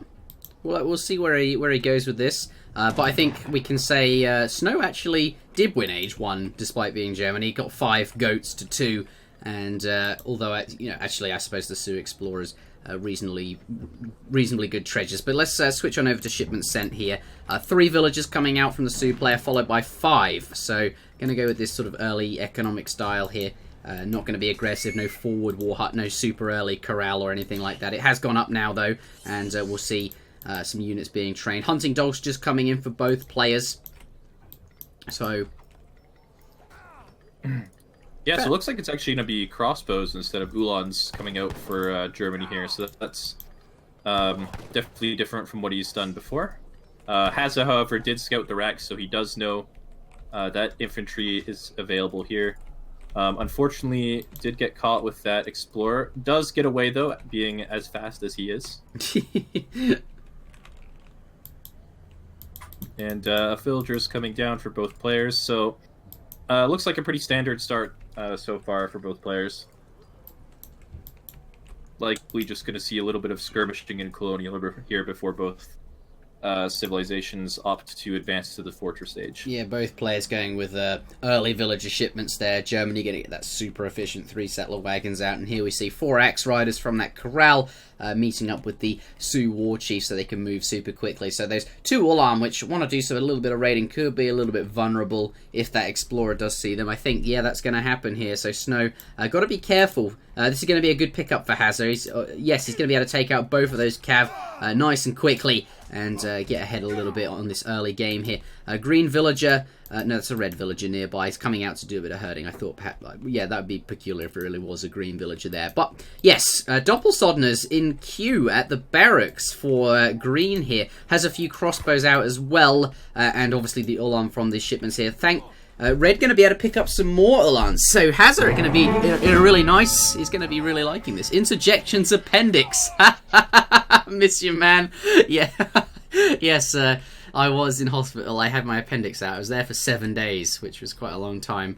I no longer have an appendix. Oh, but the cav running into the dops here. Yes, that's... Yeah. Does manage to get away. Hazza's going to be quite pleased. He picked up 4 Ulans and then didn't get caught by these Doppelsodden. So, looking good. Yeah, sorry to trivialize the loss of your friendly neighborhood appendix there, but these Dops are going to be spotting this warhead here. It looks like they are actually going to be taking it down. They do siege that very, very quickly, and that's really unfortunate for Hazza. Does still have the wood to replace that warhead, but unfortunately it's not going to be as aggressively placed as maybe he would have liked, unless he does choose to sort of sneak it around somewhere. His villager looks to be walking off to the left side of the map, so I'm not sure that he will be placing it forward. Bit of a double raid here. Got some bow riders coming in on one side, axe riders on the other. Green now coming back there. The crossbowmen and the Doppelsodden are splitting up to deal with this. Settlers coming out to get back to work. Doesn't look like any villagers were killed, but a nice attempt there. Oh, $2.02. Waste more money to make people mad. Stanley Winston. Thank you for the donation. So, Axe Rider's kind of getting caught by the Dops here. That's got to hurt a little bit. All of them pretty low HP now. Just going to be forced away here. There you go. But yeah, Warhut is going up back home at the Sioux base now. Not going to be placing it forward. So any early tempo he might like in first will be slowed down by quite a bit, having lost that forward Warhut. He's also not going to be able to contest that middle TP as easily as maybe he would have liked. Looks like he might start sieging it now with a couple of... Nope, not going to siege it with a couple of Raxfires. I'm going to take that back. But yeah, pretty good start for German so far, I would say. He doesn't have a lot of food left in his base, but there's, of course, not a lot of units left for Sioux, and of course, without that forward Warhead, he won't be putting on a lot of pressure at early Fortress either, so he should be sitting pretty happy at the moment.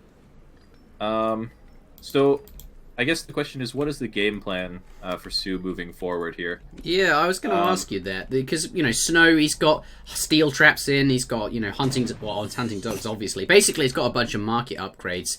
But Sioux, okay, he can't stay Colonia forever to keep doing this unless he can continue raiding. $5 from Comic K, don't read this donation, interjections, too late, sorry for that. But, yes, that is the case. He's up to the Fortress Age. What is the game plan for Sioux? Yeah, honestly, I'm not sure. He is going to be picking up these two Ulans raiding just now, which is pretty nice for him. But otherwise, it looks like he's just going to have to try and contest map control, the, sort of the, what's the word I'm looking for? The old-fashioned way, where, you don't have that forward warhead in the middle of the map that Sioux usually likes to have, and, you just sort of keep fighting, like, skirm-on-skirm battles. Skirms are in queue for Snow now, so we will probably be seeing a lot of skirmishing in the early fortress here. Yeah, and looks like he's going to be starting to siege that trading post. Doesn't look like Eric's in any position to really try and defend that. But yeah, I don't know that there is a super solid plan for Sioux. For Germany, he just has to continue massing units, continue raiding with his Ulans, which he is now sending another raid off on the right side. And once he has a decent mass of skirms and war wagons, maybe even some additional DOPS and stuff like that, then I suppose he'll just try to right-click the Sioux base or something like that. But yeah, we'll have to see how the game plays out. Ulans do pick up one villager on the right side. Outposts going down as well on this gold mine for Germany, so not going to be taking any chances of any raids or anything like that, sort of changing the pace of this game. But as I say that, we could be seeing some villagers fall on the south side of the map here. Yeah, they're pretty vulnerable. Wakina coming in, they've got good range here. Going to pick off a couple of villagers. Certainly one or two are going to die if Snow, though, doesn't notice. That was a convenient amount of HP to have left. Skirmishers popping out of the barracks there, taking a pop off at these Wakinas and then heading on out. Those Axe Riders trying to chase them down, but notice they're not going to get in too far. Where are the rest of the green units? They're coming back. They were sort of moving forward here. Perhaps they can head off these Axe Riders coming in. Getting close to those DOPS, that could be... Popping out onto the Wakina, though. Alright, so that 9 Ulan shipment did get a few Wakina for free, so that is nice for him. I don't know if Sioux can actually afford to take this barracks. Looks like he is going to back off. But yeah, the skirmisher advantage definitely in favor of Germany here. And with the DOPS and the war wagons and the decent mass of Ulans here, it doesn't look like Sioux's really going to be able to do a whole lot here. It looks like he's just going to have to back off and sort of concede the fight for now. Yeah, there's another outpost up here as well. Gonna siege that down. Okay, so it looks like the Axe Riders and the Doppelsoddeners, the Dops and the Ulans trying to get in there on the Axe Riders. Looks like the Wakina are gonna have to try and focus them down, but still quite a few left. Actually, only 2 now. They're moving on to the area damage, going to be effective against these low HP skirm units that are all close by. Does finish them all up, but considerably more green stuff here. Explorer does go down, that War Chief, and the Wakina are going to have to get on out of here. Successfully defended. A little bit of a raid coming in. Axe Riders will be coming into the green base. There's no units nearby, he knows that. A couple of skirms have just been trained. They're going to do well against these bow riders here, but Axe Riders definitely able to take out a villager. Let's take a look at that recalculated unit population. Economy very even at the moment, except Germans have better upgrades Of course, the Sioux don't have access to steel traps. Could even that up a bit more, though. No! 5 Doppelsodners and a couple of Ulans coming out just in time from that outpost to fend off this raid here. Can he get the snare? That Ulan quite close. Does manage to hit that Bow Rider, pulling that off. But going to pick himself up a nice Bow Rider there. A couple of Ulans coming in from the side and going to take out these remaining Axe Riders. Raid defended, and only one Axe Rider going to get away here. Green in a pretty commanding military lead. About 30 units up here. Could be tough for the Sioux player, especially since the economies are dead even. We've seen crazier things though. We have indeed a few at Wakina getting picked off here, and this is a really tough position to be in as Sioux. He doesn't really have any way to keep up with the skirmisher mass after losing that initial battle. And his villagers are a lot more exposed than Eric's vills. Like, there's not really any way for him to get any raids done or anything like that to get himself back into the game. And being forced off of this hunt right now, this is a really tough position to be in for sure. Military count is heavily in favor for Germany, and yeah, but I guess maybe the one saving grace for him could be that there's not a whole lot of anti-cav here. There's a couple war wagons and a handful of DOPS. So if he does manage to get a good trade with his cav against this army, and that being said, 3 more war wagons coming in, so I'm going to eat my words. Actually, this is actually just going to be tough for him all around. And Wakina not going to get forced upon or anything like that, but does force the Axe Riders to return back to that army. Doesn't want to risk getting caught by the Zulans or anything like that. But yeah, looks like he is sending 1 dog soldier down here just to pick up his explorer. That is going to make his army a little bit more mobile. Yeah. But that mobility is not going to help him too much. Just going to help him avoid fights. Not going to help him do any raids or anything like that. His army is simply too small. It's still worth doing though, right? Especially since it's also 400 HP's worth of just extra stuff in there that he can soak on. But yeah, that speed bonus definitely relevant as well. But as you say, is it going to be what's going to happen here? Green just has a lot more things. It's really hard to deal with 2 kettle support coming in. 2 kettle, yes. So 14 skirt. That's going to swing things. That's quite a lot of units he's just gotten all at once, plus an upgrade to the Wakina rifles.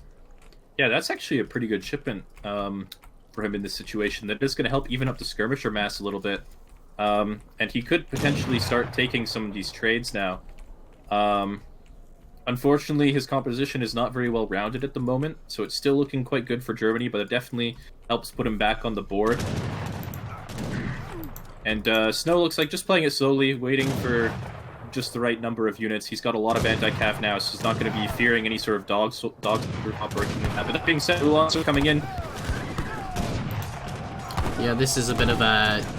so we've got the Ulan versus the Axe Riders here, but with the Black Riders in the back, those Red Cav are just going to melt away really fast. TP's being slammed down to get that HP bonus there, but only going to get a couple of them up before the villagers can go down there. The Ulans now moving on to the skirmishers. Those Wakina going to be having to deal with those. And in the back there, all of this ranged stuff. The Black Riders, the crossbows, the skirmishers, the war wagons just providing covering fire on top. And those red units just going to melt away. That is the end of the series. Snow progresses through to the grand finals. Thank you, Danderspot, for the 100 cheer. Bring it back, Hazza. I'm afraid Hazza has been eliminated. Hazza been eliminated. Yeah, very nice showing from Eric. A lot of really strong performances in these games. I don't think he was really ever at a disadvantage in any game except for maybe the first game, where he overcommitted a little bit. But the last 4 games for sure definitely looked very decisive in a lot of them. Yeah, very well done to Snow. Going to be heading on to the grand finals where he gets that guaranteed second place prize. He could be first though, certainly that. Hazza, it does leave the tournament, but he will leave with the third place split, so a little bit of a prize there for him. And thank you for some good games. It's been a close series, but the betting statistics won out slightly. Let me just sort of show you them. We've got here. It was slightly in favour of Snow to win this. That's what the community thought. and did result in a Snow victory overall. But nice start from Hazza, but didn't manage to follow it through. A 4-1 victory overall to Snow. So there is certainly that.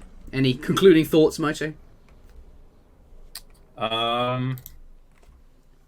No, not a lot comes to mind. I guess we will see who his opponent is later today. What time? Do you know what time that match is? Oh, is that match being played as well? Okay, you stay tuned then. We have a few games today. Yes, I do know. So up next, I think starting in about 25 minutes, we have Jeramuno versus Master Dutch for the second chance tournament. So a brief interlude there. Though there will be a game going, but the real action resumes tonight at 18:30 GMT, Greenwich Mean Time, or UTC, whatever you want. It's the same thing, actually. But basically, when is that? That will be 2.5 hours from now, I believe.